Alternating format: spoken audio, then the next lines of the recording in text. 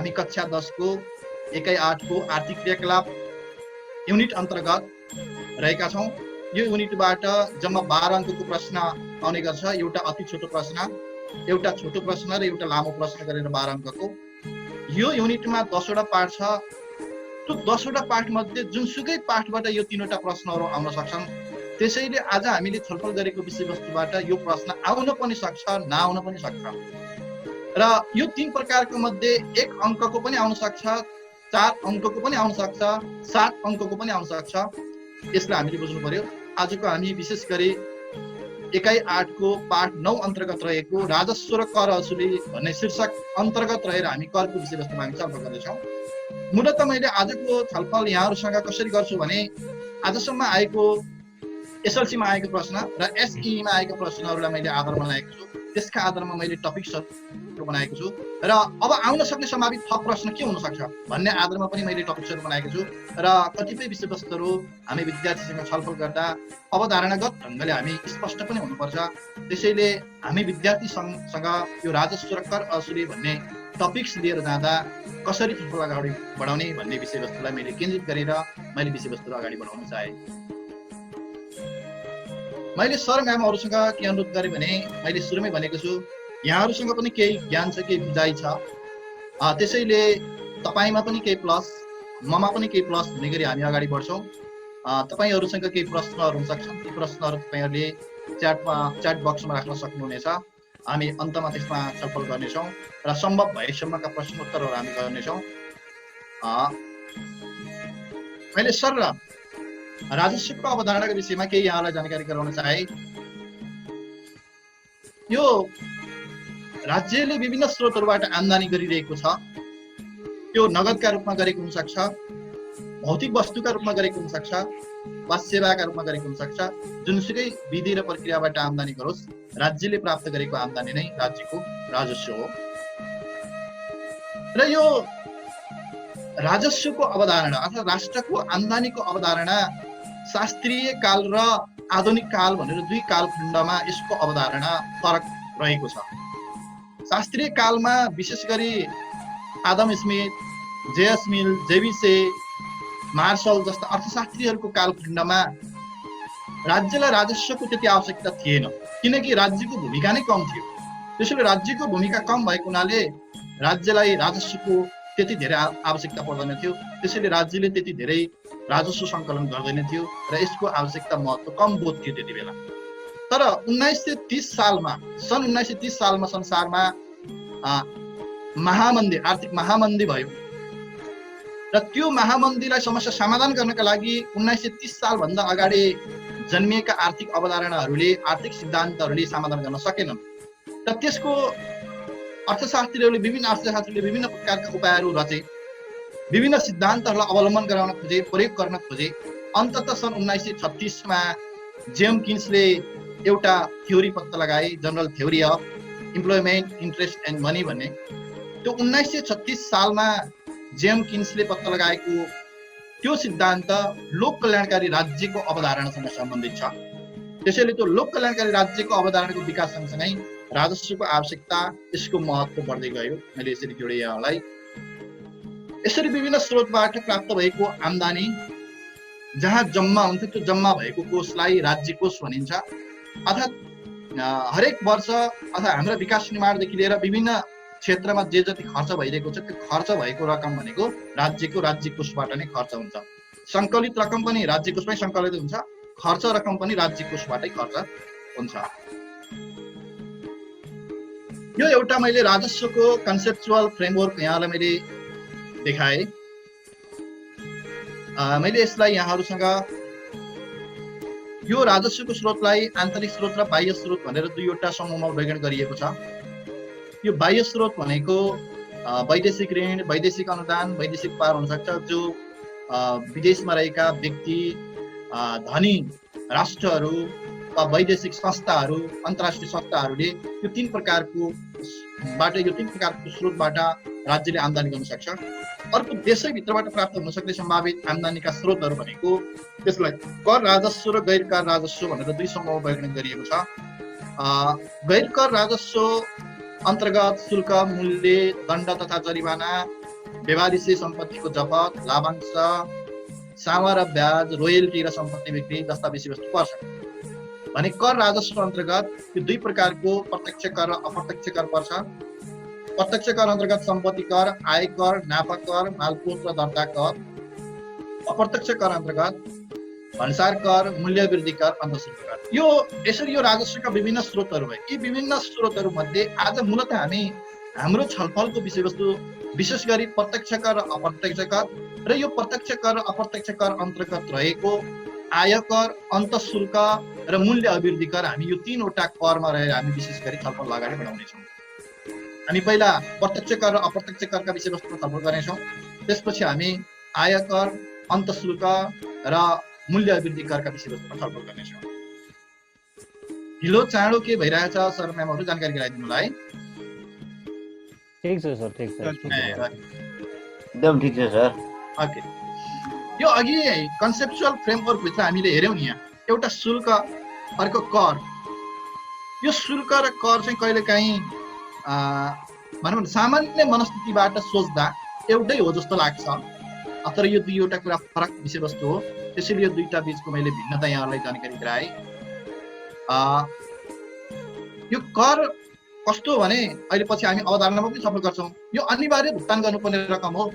त्यसैले करमा करदाताले प्रत्यक्ष लाभको अपेक्षा गर्नु हुँदैन र गर्दैन पनि, र उसले प्रत्यक्ष रूपमा लाभ प्राप्त गर्दैन पनि। तर शुल्क भनेको त्यस्तो जसले प्रत्यक्ष रूपमा उसले लाभ प्राप्त गर्छ। शुल्क तिरेपछि प्रत्यक्ष जसले शुल्क तिर्छ उसले लाभ प्राप्त गर्छ, तर कर जसले तिर्छ उसैले प्रत्यक्ष रूपमा लाभ प्राप्त गर्दैन। यो कर भनेको करदाताको करदान गर्न सक्ने क्षमता, राज्यलाई उसले कर कति तिर्न सक्छ भन्ने उसको क्षमताका आधारमा कर लगाइन्छ। शुल्क चाहिँ व्यक्तिको क्षमता भन्दा पनि उसले प्राप्त गरेको उसको सेवा कस्तो छ, उसले कस्तो गुणस्तरको सेवा प्राप्त गरेको छ भन्ने आधारमा शुल्क निर्धारण गरिन्छ। राज्यबाट उसले प्राप्त गरेको वस्तु वा सेवा जे प्राप्त गर्छ त्यसको गुणस्तर कस्तो छ भन्ने आधारमा शुल्कलाई निर्धारण गरिन्छ। जसले कर तिर्दैन, कर नतिर्ने व्यक्तिलाई कानुनी ढङ्गले कारबाही गरिन्छ। तर जसले शुल्क तिर्दैन ऊ चाहिँ एउटा कुन सेवाका लागि उसले शुल्क नतिरेको त्यो सेवाबाट उसलाई वञ्चित गराइन्छ। यसरी कर चाहिँ अनिवार्य ढङ्गले राज्यलाई भुक्तान गर्नुपर्ने रकम हो। शुल्क अनिवार्य हुँदैन। यसको अर्थ हो शुल्कमा कन्सिडर पर्याप्त मात्रामा हुन सक्छ, पर्याप्त मात्रामा छुट हुन सक्छ, तर कर चाहिँ त्यस्तो छुटको अवधारणा आउँदैन कर।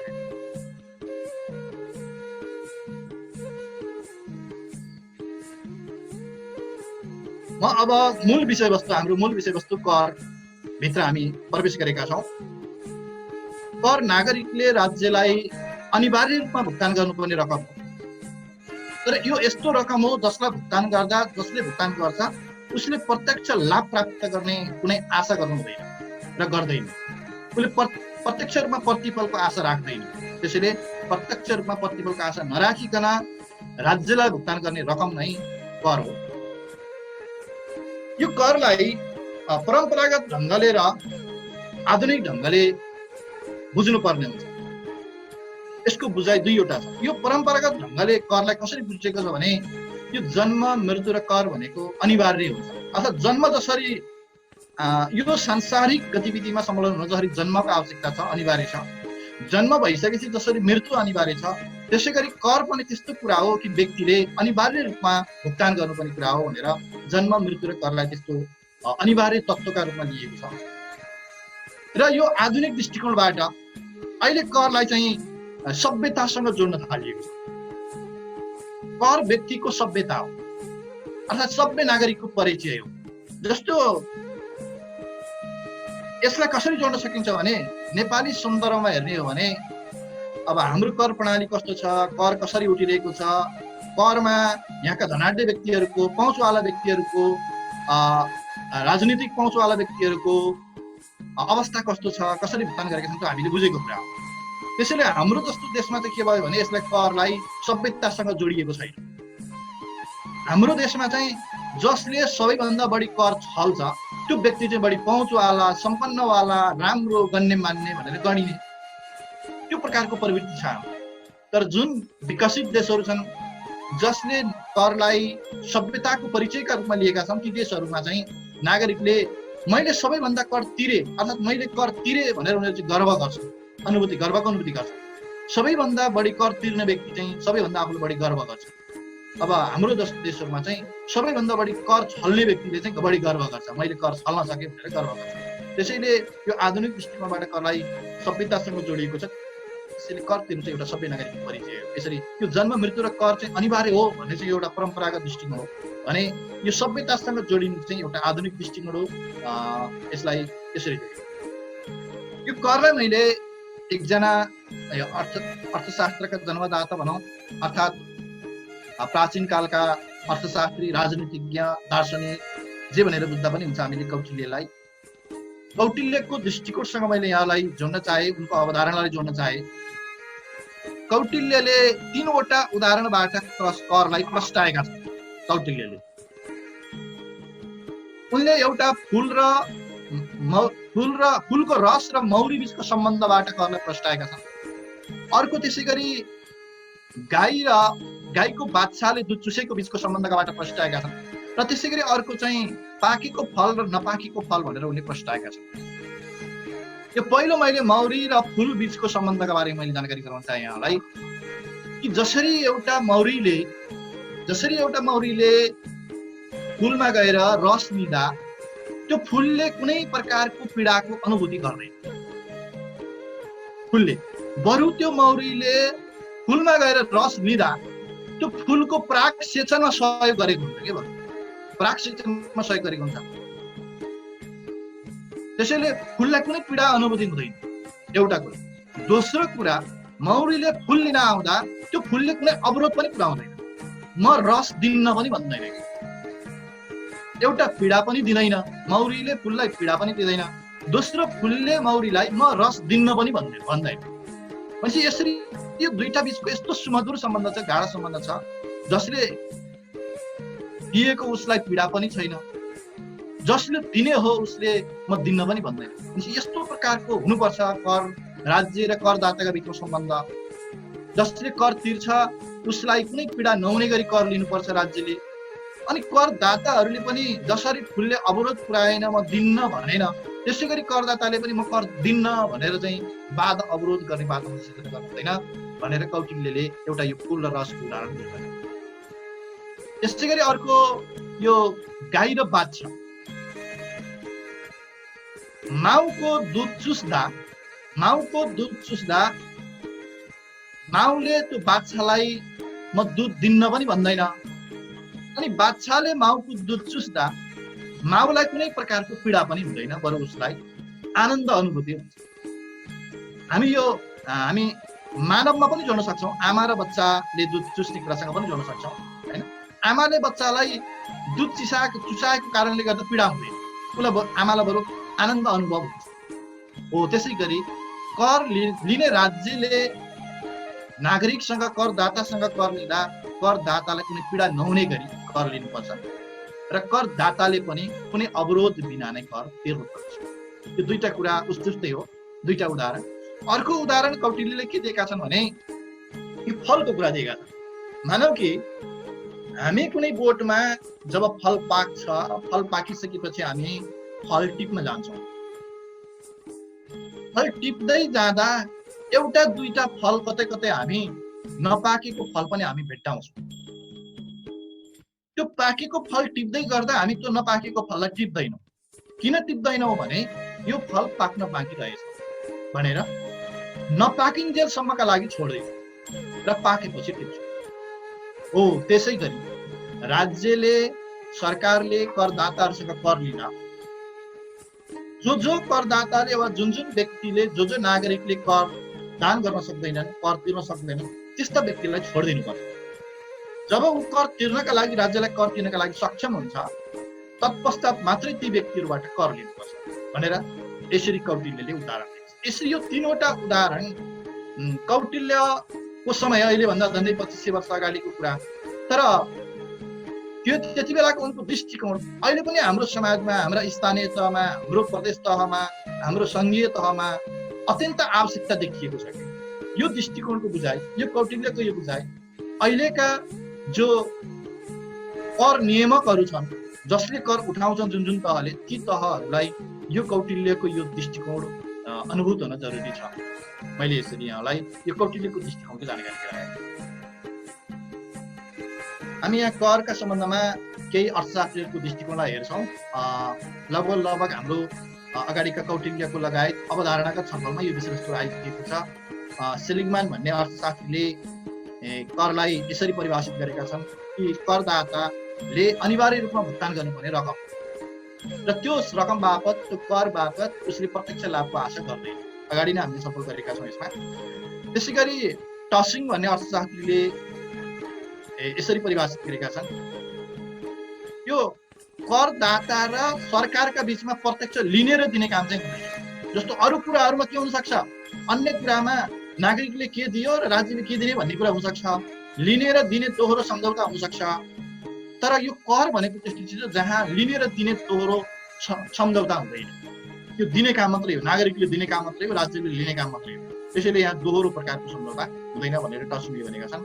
र त्यसै गरी अर्को ओल्ड ब्याङ्कको दृष्टिकोणमा यो त्यस्तो शोध भर्ना हो जो कहिले फिर्ता पनि हुँदैन, राज्यले फिर्ता गर्नु पनि पर्दैन।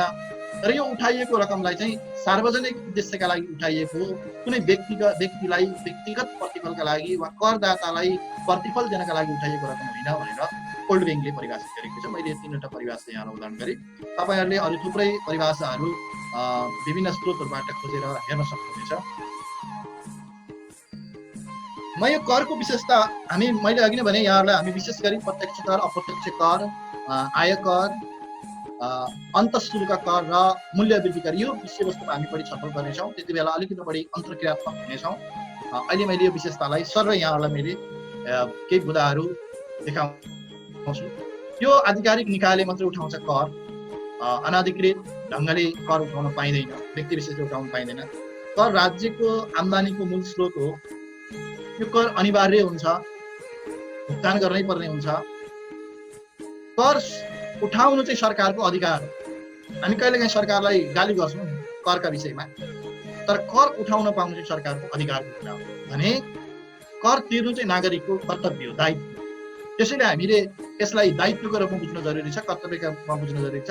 आज हाम्रो जस्तो देशमा करदाताले यसलाई दायित्वको रूपमा, कर्तव्यका रूपमा नबुझेका कारणले नै यो एउटा समस्या पनि बनेको छ। कहिलेकाहीँ करले जहिले पनि सामूहिक चाहनालाई पुरा गर्छ, यो व्यक्तिगत चाहना, व्यक्तिगत समस्यासँग यो सम्बन्धित हुँदैन। करले व्यक्तिगत लाभसँग कुनै सम्बन्ध राख्दैन। कुनै एउटा व्यक्ति विशेषले के प्रतिफल प्राप्त गर्यो वा गरेन भन्ने कुरासँग करको कुनै सम्बन्ध हुँदैन। कर व्यक्तिमा थोपरिएको होइन, लादिएको होइन। यो चाहिँ राज्यको अधिकार पनि हो, नागरिकको कर्तव्य पनि हो। त्यसैले आफ्नो अधिकारलाई राज्यले प्रयोग गरेको हो र नागरिकले आफ्नो कर्तव्य पुरा गर्नुपर्छ। त्यसरी बुझ्नुपर्छ। यो जबरजस्त उठाइएको होइन भनेर बुझ्नुपर्छ। र यसरी कर सङ्कलन गर्दा निश्चित कानुनी व्यवस्था हुन्छ। ऐनसँग, करसँग सम्बन्धित विभिन्न ऐनहरू बनाइएको हुन्छ, नियमावलीहरू बनाइएको हुन्छ। तिनै ऐन नियमावलीका आधारमा नै करलाई सङ्कलन गरिन्छ।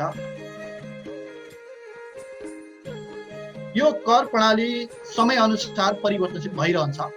अब यद्यपि सकेसम्म कर प्रणाली छिटो परिवर्तन भएको चाहिँ राम्रो होइन। यद्यपि परिस्थिति अनुसार कहिलेकाहीँ राज्यमा सङ्कटको घडी आयो भने राज्यलाई थप आम्दानीको आवश्यकता पर्दै नपर्ने अवस्था भयो, राज्य एकदमै सम्पन्नको अवस्थामा प्रवेश गर्यो भने त्यति बेला यो छिटो परिवर्तन हुन पनि सक्छ। अन्यथा निश्चित समयावधिमा, केही समयको अन्तरालमा आवधिक ढङ्गले यो कर प्रणालीलाई परिवर्तन गरिन्छ र समायोजन पनि गरिन्छ। अर्को यो समायोजन हामीले केसँग पनि बुझ्नुपर्छ भने यो करको पनि अन्तर्राष्ट्रिय मान्यताहरू हुन्छ। त्यो अन्तर्राष्ट्रिय मान्यता अनुसार यसलाई समायोजित गर्दै गइन्छ। र कर प्रणालीलाई कार्यान्वयन गर्ने क्रममा यो कल्याणकारी राज्यको सिद्धान्तलाई अवलम्बन गरिन्छ। त्यसै गरी सामाजिक न्यायको सिद्धान्तलाई पनि अवलम्बन गर्ने गरिन्छ। करले राज्यभित्र, देशभित्र सञ्चालन भएका विभिन्न पेसा, व्यवसाय, उद्योग धन्दाहरूलाई व्यवस्थित गराउँछ। एउटा व्यवस्थित गराउने माध्यम हो। यसलाई हामी एउटा साङ्लो हो भन्ने पनि हुन्छ, बाँध्ने साङ्लो हो। राज्यमा के कति कर सङ्कलन भएको छ भन्ने कुराले त्यो देशका नागरिकको जीवनस्तर कस्तो छ भन्ने कुरा बुझाउँछ। अर्थात् जति धेरै कर सङ्कलन भयो त्यति नै नागरिकको जीवनस्तर राम्रो छ भन्ने बुझिन्छ, जति कम कर सङ्कलन भयो नागरिकको जीवनस्तर कमजोर छ भन्ने बुझिन्छ। र करले देश विकासमा महत्त्वपूर्ण भूमिका निर्वाह गरेको हुन्छ। हाम्रो जस्तो देशमा त करको अत्यन्त महत्त्व छ। अब हामी करलाई वर्गीकरण गरेर हेर्दैछौँ। करलाई यस्ता विभिन्न आधारले वर्गीकरण गरिएको छ। करलाई भारको आधारमा वर्गीकरण गरिएको छ, करको प्रकृतिको आधारमा, विधिको आधारमा, सारको आधारमा र आकारको आधारमा। मैले यो पछाडिबाट जान चाहे किनकि हामी यो पछाडिका विषयवस्तुहरू, यो पछाडिका प्रकारका बारेमा हामी त्यति धेरै छलफल गर्दैनौँ, त्यसैले मैले सामान्य पछाडिका विषयमा छलफल गरेर म अगाडिका विषयवस्तुमा बढी केन्द्रित हुन्छु। यो आकारका आधारमा कर, एकल कर र बहुकर भनेर यसलाई वर्गीकरण गरिएको छ।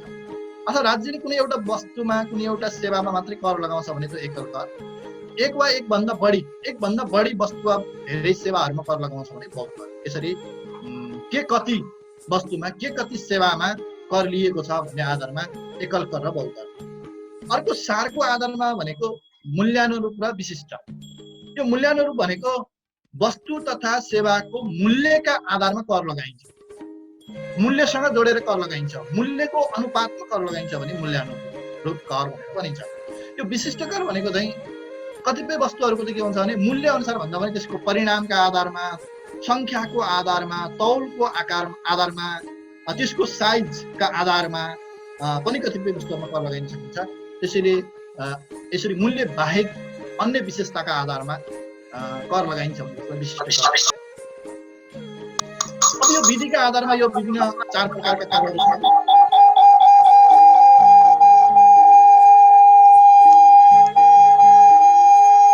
कता के भयो? ल सर म्यामहरु आफ्नो माइक्रोफोनलाई म्युट गरिदिनु होला। हुन्छ सर। यो विधिको आधारमा यो 4वटा छ। यो 4वटा प्रकारमा समानुपातिक, प्रगतिशील, प्रतिगामी, अधोगामी। अब यो 4वटा प्रकार मध्ये अहिले सम्भवतः संसारभरि अधिकांश देशले प्रयोग गर्ने कर चाहिँ प्रगतिशील कर प्रणाली। अब यद्यपि कतिपय परिस्थितिमा अन्य कर प्रणाली पनि हुन सक्छ। समानुपातिक कर भनेको आम्दानी जतिसुकै बढे पनि करको प्रतिशत बराबर हुन्छ भने त्यो समानुपातिक कर। प्रगतिशील कर भनेको आम्दानी बढ्दै जाँदा करको दर पनि बढ्छ भने, दर है, यहाँले यसरी बुझ्नु होला, यो अमाउन्टमा बुझ्ने होइन, हामीले दरमा, प्रतिशतमा बुझ्ने हो। आम्दानीमा वृद्धि हुँदै जाँदा करको दरमा पनि वृद्धि हुन्छ भने त्यो प्रगतिशील कर। यो प्रतिगामी कर भनेको चाहिँ आम्दानी बढ्दै जाँदा करको दर घट्दै जान्छ भने त्यसलाई प्रतिगामी कर। यो अधोगामी भनेको चाहिँ यो माथिको 3वटै विशेषताहरू भएको त्यस्तो कर, जहाँ निश्चित सीमासम्म करको दर बढ्दै जान्छ, एउटा सीमामा पुगिसकेपछि कर स्थिर रहन्छ, समानुपातिक रहन्छ, फेरि एउटा सीमा पश्चात चाहिँ फेरि करको दर चाहिँ घट्छ। यो 3वटै विशेषता रहन्छ त्यसलाई अधोगामी कर भन्छ। यद्यपि अहिले संसारभरि सबैभन्दा बढी अभ्यस्त भएको कर प्रणाली चाहिँ यो प्रगतिशील कर प्रणाली हो, विधिको आधार।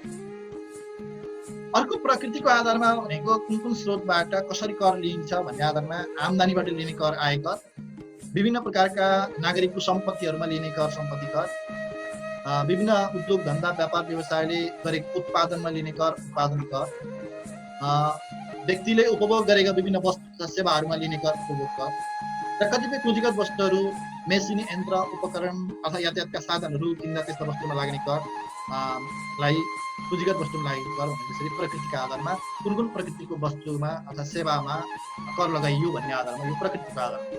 अब मूलत सबैभन्दा बढी छलफल गर्नुपर्ने विषयवस्तु यो भारको आधार। यो भार भनेको मूलत करदातालाई कर तिर्दा हुने भार हो। त्यो भारका आधारमा करलाई प्रत्यक्ष कर र अप्रत्यक्ष कर भनेर वर्गीकरण गरिएको छ। मैले यो छलफल यहाँ गरिनँ, यसकै विषयवस्तुमा हामी अब आगामी स्लाइडमा छलफल गर्छौँ। यहाँसम्म सर म्यामहरुको केही छ? छैन सर, त्यस्तो सर केही आएको छैन। ओके ओके, थ्यांक यू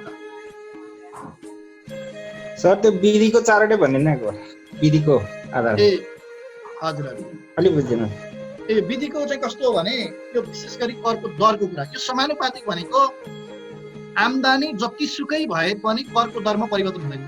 भनेको 1000 आम्दानी गर्नेले पनि 10% कर तिर्छ, 1 लाख आम्दानी गर्नेले पनि 10% तिर्छ, करोड कमाउनेले पनि 10% तिर्छ।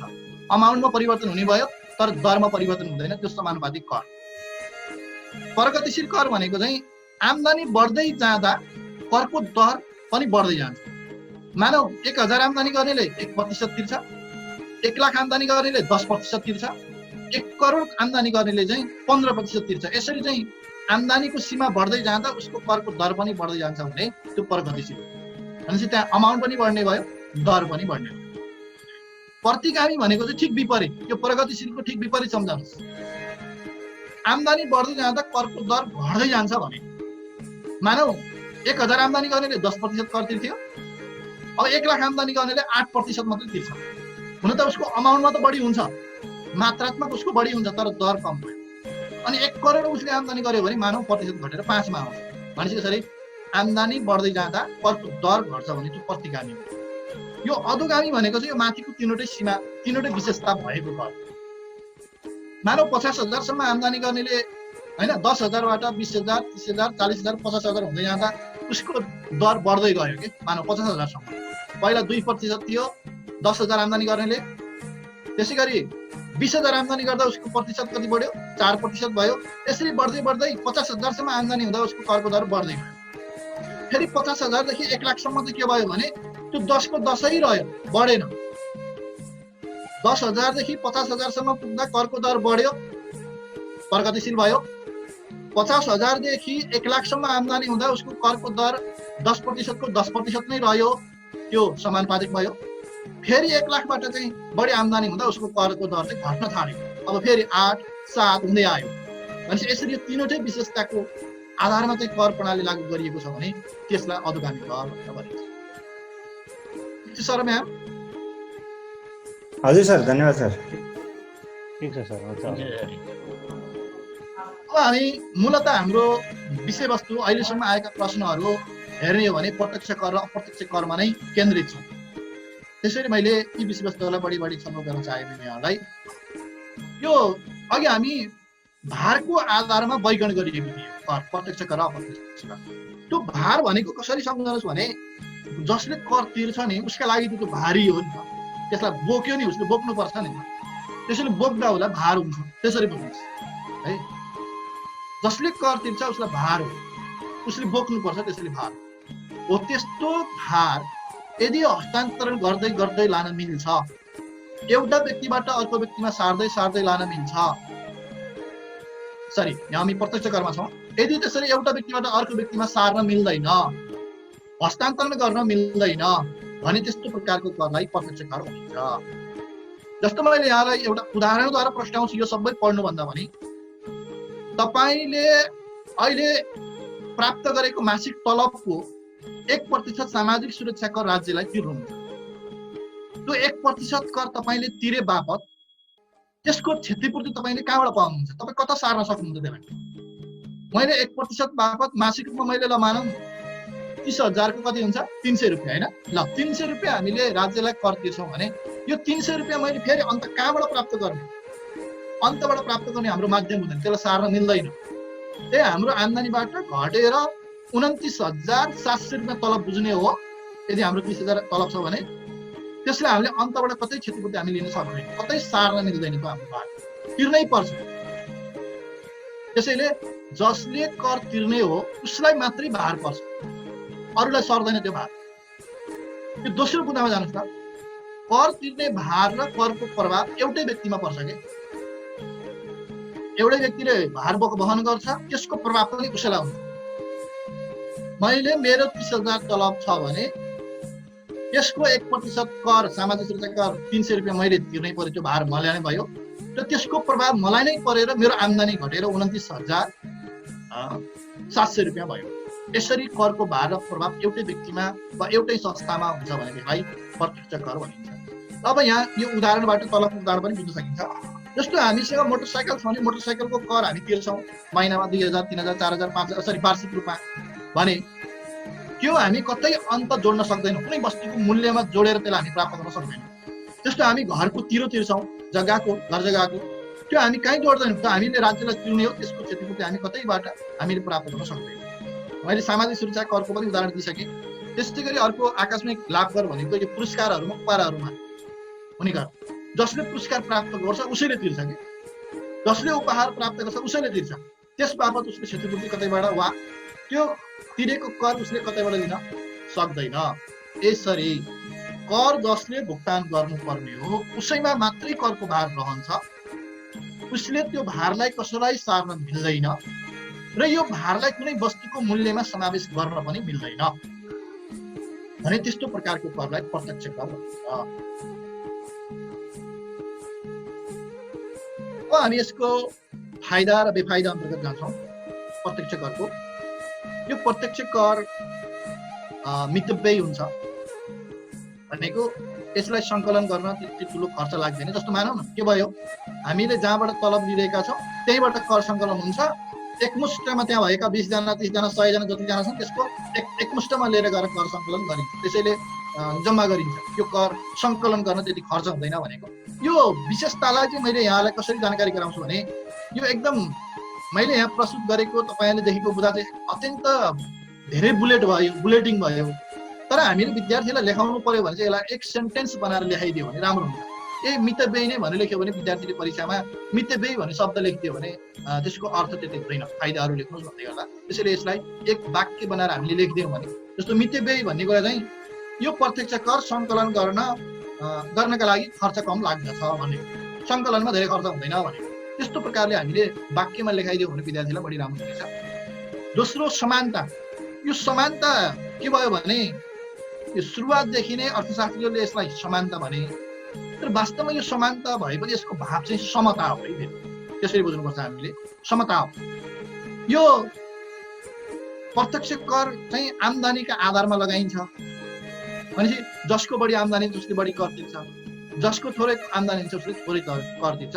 त्यसैले गर्दा यो समानतामा आधारित हुन्छ, अर्थात् करदान क्षमताका आधारमा, कर तिर्न सक्ने क्षमताका आधारमा कर लगाइन्छ यो प्रत्यक्ष कर।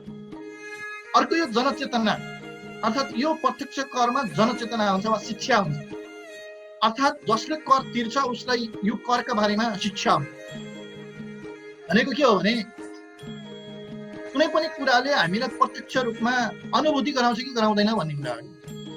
जस्तो मैले मेरो घरको मेरो जग्गाको तिरो मैले प्रत्यक्ष रूपमा लिएर गएर तिर्छु, हामी कर नै भनेर लिएर गएर तिर्छु।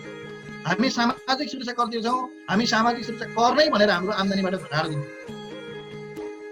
आकस्मिक लाभ कर भनेर पुरस्कार प्राप्त गर्ने व्यक्तिले आफ्नो पुरस्कारबाटै घटाएर उसले तिर्छ भनेपछि उसले प्रत्यक्ष रूपमा आफूलाई मैले कर राज्यलाई तिरेको छु है भन्ने अनुभूति हुन्छ, किनकि उसले भार आफैले बोक्छ, प्रभाव उसैलाई पर्छ। त्यसैले गर्दा उसलाई त्यो अनुभूति हुन्छ। त्यो अनुभूतिले गर्दा उसले कति सोच्न भ्याउँछ भने मैले यसरी तिरेको कर राज्यले सही ढङ्गले सदुपयोग गरेको छ कि छैन भनेर उसले बुझ्ने प्रयास गर्छ कि त्यो प्रत्यक्ष रूपमा उसलाई प्रभाव परेको कारणले गर्दा, प्रत्यक्ष रूपमा उसले भार वहन गर्नु परेको कारणले गर्दा उसले आफूले तिरेको कर राज्यले सही ढङ्गले प्रयोग गरेको छ कि छैन भनेर सचेत हुन्छ र राज्यलाई सचेत पनि गराउँछ। फेरि अघि हामीले भनेका थियौँ प्रत्यक्ष रूपमा व्यक्तिले प्रतिफल प्राप्त गर्ने गरी कर तिर्ने त होइन, तर सही सदुपयोग भएको छ कि छैन भनेर उसले राज्यलाई सचेत चाहिँ गराउन पाउँछ। त्यसैले त्यो प्रकारको जनचेतना प्रत्यक्ष करमा रहेको हुन्छ। अर्को यो निश्चितता। यो निश्चितता भनेको जसले कर तिर्छ करदातालाई मैले कति कर तिर्नुपर्छ, कहिले तिर्नुपर्छ, कसरी तिर्नुपर्छ, यी सबै विधि प्रक्रिया सबै निश्चित हुन्छ, उसले जानकारी पूर्व जानकारी पाएको हुन्छ। जस्तो हामीले सामाजिक सुरक्षा कर 1 वर्षमा राज्यलाई कति तिर्छौँ हामीलाई सजिलै थाहा छ, अथवा मासिक रूपमा हामीले तिर्ने गरेका छौँ भने 1 महिनामा हामी कर कति कर तिर्छौँ सजिलै थाहा छ। कहिले तिर्ने त्यो पनि थाहा छ, तलब आउने बित्तिकै तिरिहाल्ने होइन। 1 महिनापछि चाहिँ तलब आउँछ आजै तिर्ने त होइन, तलब जुन दिन आउँछ त्यही दिन हामीले तिर्ने। त्यसैले करको परिमाण, कर तिर्ने समय र कसरी तिर्ने, यो यसरी तीनवटा कुरा, कति तिर्ने, कसरी तिर्ने भन्ने विषयमा यदि करदातालाई निश्चितता छ भने निश्चितता रहेको हुन्छ यो प्रत्यक्ष कर। अर्को यसमा लचकताको गुण रहेको हुन्छ। यो भनेको यो सोझै व्यक्तिले आम्दानी गरेको कुरासँग जोडिने कुरा हो। त्यसैले गर्दा यदि राज्यले कहिलेकाहीँ बढी आम्दानीको आवश्यकता पर्यो, राज्यलाई सङ्कट पर्यो, राज्यले बढी खर्च गर्नुपर्ने अवस्था भयो भने त्यो करको दरलाई वृद्धि गरिदियो भने तत्कालै राज्यको आम्दानी बढिहाल्छ, बढी राजस्व सङ्कलन गर्न सकिहाल्छ। त्यसैले यो प्रत्यक्ष करलाई आवश्यकता अनुसार बढाउन र घटाउन पनि सकिन्छ। यदि राज्यलाई बढी आम्दानीको आवश्यकता भएन भने त्यसलाई घटाइदिन पनि सक्छ। यो राज्यको आवश्यकता अनुसार यसलाई सजिलै घटाउन बढाउन सकिने भएको हुनाले यसलाई लचकता भनिएको। त्यसै गरी यो प्रगतिशील स्वभावको हुन्छ। यो प्रगतिशील स्वभावको बारेमा अघि हामी प्रगतिशील करमा हामीले छलफल गऱ्यौँ र मैले अघि पनि भने संसारभरि अहिले अभ्यस्त भएको सबैभन्दा धेरै प्रयोग गरिएको प्रणाली हो यो। त्यसैले यो प्रगतिशील स्वभाव भनेको जसले बढी आम्दानी गर्छ, जसको बढी तलब हुन्छ, जसको बढी सम्पत्ति हुन्छ, जसले बढी नाफा प्राप्त गर्छ उसले बढी कर तिर्छ हैन। जसले धेरै पुरस्कार प्राप्त गर्छ, जसले धेरै उपहार प्राप्त गर्छ उसले धेरै कर तिर्छ राज्य। त्यसैले यो प्रगतिशील स्वभावको हुन्छ। र यो उत्पादकत्व पनि हुन्छ। यो उत्पादकत्व कसरी हुन्छ भने यो प्रगतिशील स्वभावसँग जोडेर हेरौँ। आम्दानी जसको बढी हुन्छ उसले बढी कर तिर्छ भनेपछि आम्दानी जति धेरै बढ्यो कर त्यति नै धेरै बढ्यो। कर जति धेरै बढ्यो राज्यको आम्दानी पनि त्यति नै धेरै बढ्यो। पहिला चाहिँ व्यक्तिको आम्दानी है, व्यक्ति वा संस्थाको आम्दानी, व्यक्ति संस्था व्यवसायको आम्दानी, व्यक्ति संस्था वा व्यवसायको आम्दानी बढ्यो भने कर बढ्यो, कर बढ्यो भने राज्यको आम्दानी बढ्यो, राज्यको आम्दानी बढ्यो भने राज्यले विभिन्न प्रकारका रोजगारीका अवसरहरूको सिर्जना गर्छ अथवा राज्यले उद्योग धन्दा व्यापार व्यवसाय सञ्चालन गर्छ। जब राज्यले त्यस्ता रोजगारयुक्त क्षेत्रहरू वृद्धि गर्छ वा उद्योग धन्दा व्यापार व्यवसायको वृद्धि गर्छ त्यसले स्वाभाविक ढङ्गले रोजगारीमा वृद्धि गर्छ। जब रोजगारीमा वृद्धि हुन्छ फेरि आम्दानीमा वृद्धि हुन्छ। यसरी यो एउटा चक्र निरन्तर चल्छ। त्यसैले यो एउटा उत्पादकत्व स्वभावको हुन्छ। यसले उत्पादनलाई बढावा गर्छ राज्यको भनेर भनिन्छ। यसका केही बेफाइदाहरू पनि छन्। यो कर छल्ने सम्भावना बढिरहन्छ भनेको आम्दानी थोरै देखाउन सक्छन्। अब तिगडम त विभिन्न ढङ्गले हामीले जानेकै छौँ अथवा जान्दछन् नि मान्छेले, जसले विभिन्न प्रकारका तिगडमहरू गर्छ, जसले विभिन्न प्रकारले छल कपटका कामहरू गर्छ उसले उपायहरू देखेको हुन्छ, जानेको हुन्छ। त्यसैले करलाई आम्दानीलाई घटाएर कर छल्न सक्छ। त्यसै गरी यो अन्यायपूर्ण पनि छ भनेर भनिन्छ।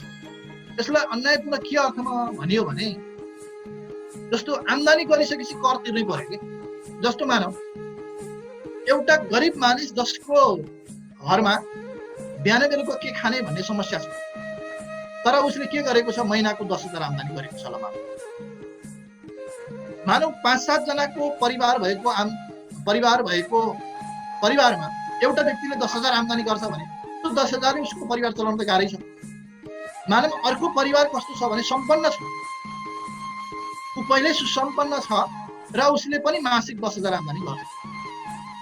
तर अब एउटा यो गरिबले आम्दानी गरेको 10,000 हो, यो चाहिँ धनीले प्राप्त गरेको चाहिँ आम्दानी गरेको 10,000 हो। त्यसैले यो धनीलाई धेरै कर लगाउनु पर्छ, करको दर धेरै हुनुपर्छ। यो गरिबले प्राप्त गरेको आम्दानी हो त्यसैले यसलाई थोरै कर लगाउनु पर्छ भन्ने हुँदैन कि।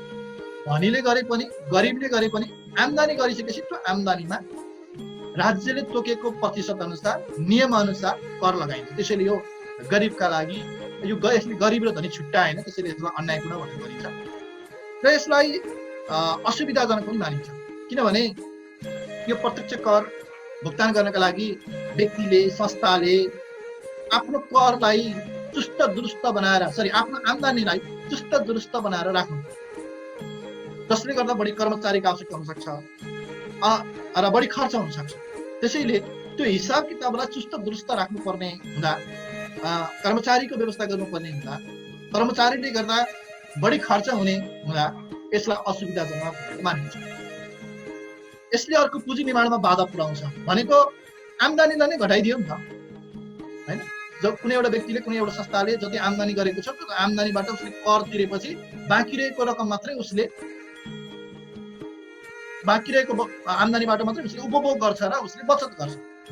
त्यसैले गर्दा उसको आम्दानी नै माइनस हुने, आम्दानी नै घट्ने अर्थात् उसको खुद आम्दानी नै घट्ने भएको हुनाले सो कारणले गर्दा पुँजी निर्माणलाई बाधा पुग्छ हैन। जति धेरै आम्दानी भयो त्यति नै धेरै मानिसको बचत हुन सक्ने सम्भावना रहन्छ। जति नै धेरै बचत गरे त्यति नै धेरै पुँजी निर्माण हुन सक्छ हैन। हामीलाई थाहा छँदैछ बचत भनेको पुँजी निर्माणको आधार हो। त्यसैले बचत के का आधारमा हुन्छ? आम्दानीका आधारमा हुन्छ। अब करले के गर्यो? आम्दानीलाई घटाइदियो, अर्थात् प्रत्यक्ष करले आम्दानीलाई घटाइदियो। त्यसैले गर्दा यसले पुँजी निर्माणलाई असर पुर्याउँछ भनेर भनिन्छ। र त्यसै गरी यो कहिलेकाहीँ राज्यभित्र करसँग सम्बन्धित स्पष्ट नीति नियम नहुँदा यो चाहिँ कर अधिकारीहरूबाट मनमानी ढङ्गले चल्न सक्छ कि। यदि राज्यमा स्पष्ट ढङ्गले दीर्घकालीन ढङ्गले एउटा कर नीति बनाइएको छ र कालान्तरमा यो नीति अनुसार नै कर बढ्ने घट्ने भइरहन्छ भने त्यहाँ के फरक परेन। तर अधिकांश देशहरूमा के छ भने करसँग सम्बन्धित स्पष्ट दीर्घकालीन नीति छैन।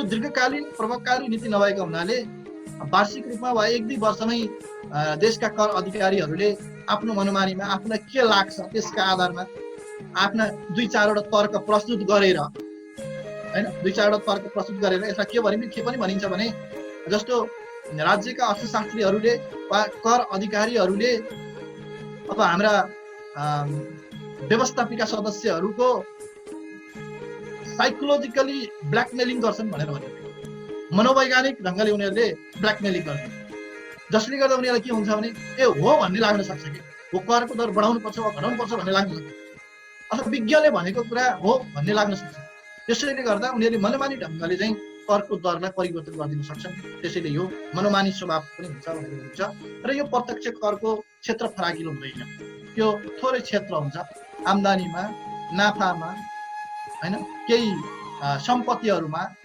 र केही आकस्मिक लाभमा मात्रै यो लगाइन्छ त्यसैले यसको क्षेत्र सीमित छ यसको दायरा फराकिलो बनाउन सकिने सम्भावना छैन भनेर भनिन्छ यस्ता प्रकारका बेफाइदाहरू रहेका छन्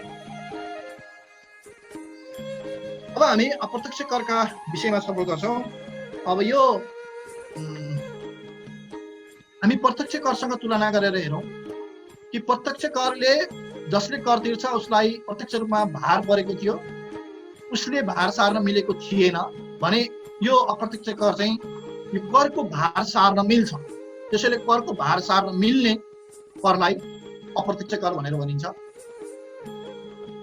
यो कर खर्चका आधारमा लगाइने कर हो जसले बढी खर्च गर्छ उसले बढी कर तिर्छ जसले कम खर्च गर्छ उसले कम कर तिर्छ र यो अप्रत्यक्ष कर के भनिन्छ भने जो वास्तविक करदाता हो उसलाई कर तिरेकै थाहा हुँदैन जसले कर तिरे भन्छ उसले वास्तवमा कर तिरेकै हुँदैन त्यस्तो प्रकारको कर हो अप्रत्यक्ष कर भन्छ जस्तो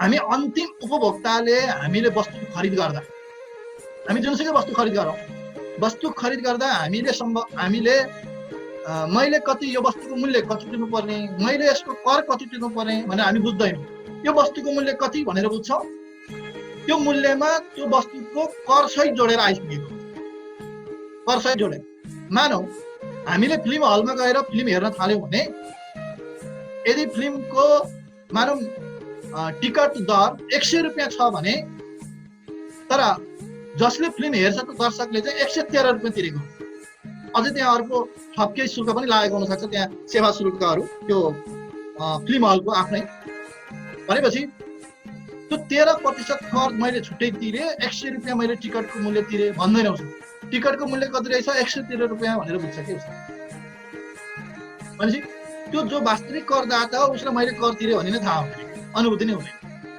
अनि त्यो जुन फिल्म हलको मालिक हुन्छ नि ती सबै दर्शकबाट जम्मा गरेको कर चाहिँ उसले लिएर गएर तिर्दिन्छ अनि के भन्छ मैले चाहिँ कर तिरे भन्छ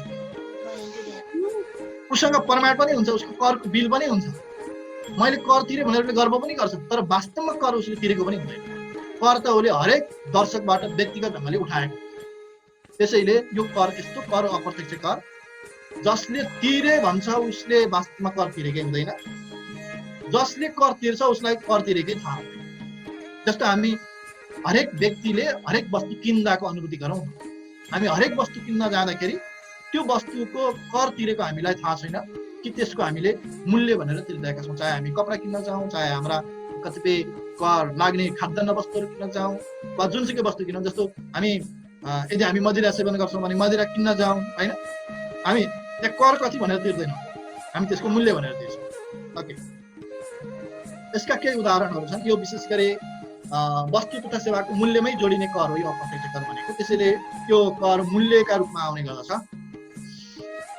यसका केही फाइदाहरू अब यो फाइदा बेफाइदालाई अहिले मैले तुलनात्मक एउटा टेबल पनि बनाएको छु यद्यपि यहाँ सर पहिला एकपटक हेरौँ यो अप्रत्यक्ष कर असुविधाजनक हुन्छ सुविधाजनक हुन्छ यो किनभने वस्तुको मूल्यमा नै जोडेर आउने हुनाले यो सङ्कलन गर्नलाई कुनै कठिनाइ हुँदैन त्यसैले यो सुविधाजनक भयो मूल्यसँगै जोडिने भएको हुनाले यो लचकदार हुन्छ यो चाहिँ प्रत्यक्ष कर जस्तै भयो आवश्यकता अनुसार यसलाई घटाउन बढाउन सकिन्छ यो लचकदार भनेको चाहिँ प्रत्यक्ष कर र अप्रत्यक्ष कर दुवैको फाइदा एउटा समान विशेषता हो राज्यलाई बढी आम्दानीको आवश्यकता पर्यो भने यो दुईटैको दर बढाइदिन सक्छन् यदि आम्दानी कम आवश्यकता पर्यो भने यो दुईटैको कर बढाइदिन सक्छन् त्यसैले गर्दाखेरि यो लचकदार स्वभावको हुन्छ। यसमा कर छल्ने सम्भावना चाहिँ हुँदैन, किनभने वस्तुको मूल्यमा नै जोडिएर आएको हुन्छ र वस्तुको मूल्यमा जोडिएर आउँदा यदि कर तिरेको छ उपभोक्ताले भने जस्तो जसले वस्तु खरिद गर्छ उसले बिल लिनु त उसको अधिकारको कुरा हो, उसले बिल लिनु पर्यो। हामी पो बिल लिँदैनौँ, बिलको लागि हामी वास्ता गर्दैनौँ, तर वास्तवमा त बिल त लिनुपर्ने हो। त्यसैले त्यो बिलमा वस्तुको मूल्य कति हो, कर कति तिरेको भनेर उल्लेख पनि गरिएको हुन्छ। त्यो बिलमा उल्लेख गरे बमोजिमको कर राज्यलाई तिर्नै पर्छ, राज्यको कोषमा जम्मा गरिदिनै पर्छ। त्यसैले यहाँ कर छल्ने गर्न सक्ने सम्भावना रहँदैन, त्यो मूल्यसँगै जोडिने भएको हुनाले यो न्यायपूर्ण हुन्छ। अघि हामी भनेका थियौँ नि खर्चको आधारमा, जसले बढी खर्च गर्छ उसले बढी कर तिर्छ, जसले कम खर्च गर्छ उसले कम कर तिर्छ, अर्थात् जसले बढी उपभोग गर्छ उसले बढी कर तिर्छ, जसले कम उपभोग गर्छ उसले कम कर तिर्छ। त्यसैले यो न्यायपूर्ण। त्यो अघिको प्रत्यक्ष कर यससँग हेर्नु पर्यो है। त्यहाँ अन्यायपूर्ण किन भनेको भने गरिबले पनि तिर्नु पर्ने भएको हुनाले यसलाई न्यायपूर्ण किन भनेको भने कम खर्च गर्नेले चाहिँ कम कर तिर्छ, बढी खर्च गर्नेले बढी कर तिर्छ। त्यसैले हामीले त्यो लजिक के हो भनेर पनि बुझ्नु पर्यो। यो सजिलै जम्मा गर्न सकिन्छ, यसलाई खरिद गर्दा वस्तुको मूल्यसँगै तिरिने भएको हुनाले यसलाई जम्मा गर्न कुनै गाह्रो भएन। एकमुष्टमा एउटा व्यापारी कहाँ, एउटा उद्योगी कहाँ, एउटा व्यवसायी कहाँ जम्मा हुन्छ, उसले एकमुष्ट लिएर गएर जम्मा गरिदिन्छ। त्यसैले यसलाई सङ्कलन गर्न त्यति गाह्रो छैन र यसको क्षेत्र चाहिँ व्यापक हुन्छ होइन। त्यो विभिन्न प्रकारका वस्तुहरूमा, विभिन्न प्रकारका सेवाहरूमा यसलाई लगाउन सकिन्छ। त्यसैले यो अप्रत्यक्ष करको क्षेत्र अलिक फराकिलो रहेको छ। यसका केही बेफाइदाहरू पनि छन्। यो अनिश्चित हुन्छ, यो किनभने यो वस्तुको मूल्यसँग जोडिन्छ। वस्तुको मूल्यसँग जोड्दा जब वस्तुको मूल्य वृद्धि हुन्छ नि, जब अप्रत्यक्ष कर लगाइन्छ त्यसले वस्तुको मूल्यलाई वृद्धि गरिन्छ। वस्तुको मूल्य वृद्धि भएपछि वस्तुको माग हुन्छ, यो मागको नियम छ अर्थशास्त्रको। यसरी मूल्य घटेपछि त्यो कति घट्छ होइन, वस्तुको माग नै कति घट्छ र कर पनि कति घट्छ भनेर अनुमान गर्न सकिँदैन। जब कुनै एउटा वस्तुमा कर लगाइसकेपछि त्यसको मूल्यमा वृद्धि हुँदा, करको कारणले वस्तुको मूल्यमा वृद्धि हुँदा त्यसले मागमा पारेको प्रभावका कारणले माग कति घट्छ र माग घटेका कारणले करमा कति कमी हुन्छ भन्ने कुराको निश्चित गर्न सकिँदैन। त्यसैले यसलाई अनिश्चित हुन्छ भनेर भनिन्छ। त्यसै गरी यो नागरिक चेतनाको अभाव हुन्छ। त्यो अघि मैले एउटा बुँदा भनेको थिएँ अवधारणामा, जसले कर तिर्छ उसलाई कर तिरेकै थाहा हुँदैन। प्रत्यक्ष करमा के थियो, जसले कर तिर्छ उसलाई प्रत्यक्ष थाहा हुन्छ मैले कर तिरेको भनेर, त्यसैले गर्दा ऊ सचेत हुन्छ। अब यहाँ के हुन्छ, जसले कर तिर्छ उसलाई कर तिरेकै थाहा हुँदैन, अनुभूति नै हुँदैन। मैले कर तिरे भन्ने खालको उसलाई अनुभूति नै हुँदैन। त्यसैले गर्दा मैले तिरेको करको राज्यले सही ढङ्गले प्रयोग गरेको छ कि छैन कि भनेर उसले त्यसप्रति सचेत पनि हुँदैन, त्यसप्रति उसले चासो पनि दिँदैन। त्यसैले यसमा नागरिक चेतनाको कमी हुन्छ भनेर भनिन्छ। यो मुद्रास्फीति भनेको मूल्यमा वृद्धि, यो अप्रत्यक्ष कर भनेको वस्तुको मूल्यमा जोडिने भएको हुनाले यसलाई वस्तुको मूल्यमा वृद्धि हुन्छ। वस्तुको मूल्य वृद्धि हुनु भनेको मुद्रास्फीति हो। बचतलाई निरुत्साहित गर्छ। वस्तुको मूल्यमा वृद्धि गराइदियो जसले गर्दा खर्च बढी हुन्छ, खर्च बढी भएको हुनाले बचत कमी हुन्छ। यसरी बचतलाई निरुत्साहित गर्छ, कम बचत हुन्छ राज्यभित्र। यो कम बचत भएको हुनाले यसले पनि पुँजी निर्माणलाई चाहिँ असर चाहिँ पारेको हुन्छ। त्यसैले गर्दा यसलाई के पनि भनिन्छ भने यसलाई अनुत्पादक पनि भनिन्छ। यो अनुत्पादक बनायो कि उसले बढी वस्तु उपभोगमै बढी खर्च गर्यो। 100 रुपियाँमा उसले किन्दा हुने वस्तु, कुनै वस्तुमा 100 रुपियाँ खर्च गर्दा हुने वस्तुमा यदि उसले मानौ भ्याट उसले 13% तिर्नु पर्यो भने त्यो वस्तुको मूल्य 113 भयो। स्वाभाविक ढङ्गले त्यो व्यक्तिको 13 रुपियाँ बढी खर्च भयो। 13 रुपियाँ बढी खर्च भएको कारणले गर्दा उसको बचतमा कमी आयो। बचतमा कमी आउने बित्तिकै अब उसले उत्पादनमूलक क्षेत्रमा गर्न सक्ने सम्भावना, गर्न सक्ने खर्च, उत्पादनमूलक क्षेत्रमा गर्न सक्ने लगानी उसको घट्छ। त्यसैले गर्दा यसले बचतलाई निरुत्साहित गर्छ भनेर भनिन्छ र यो प्रतिगामी स्वभावको हुन्छ भनेर भनिन्छ। किनभने यो अप्रत्यक्ष कर चाहिँ कस्तो पनि छ भने निश्चित परिमाण पश्चात अर्थात् एउटा अमाउन्ट पश्चात चाहिँ कतिपय अवस्थामा यो करको दर घट्न सक्ने अनि कर छुट हुन सक्ने सम्भावना पनि रहन्छ। त्यसैले पनि यसलाई प्रतिगामी स्वभावको भनेर भनिन्छ र यो उद्योगका लागि चाहिँ हानिकारक भन्छ। यो उद्योग धन्दाले आफ्नो वस्तुहरू बजारमा लाँदा वस्तुको मूल्य वृद्धि भएर जाने। जब वस्तुको मूल्य वृद्धि हुन्छ उपभोक्ताले त्यो वस्तु उपभोग नगरिदिन पनि सक्छ।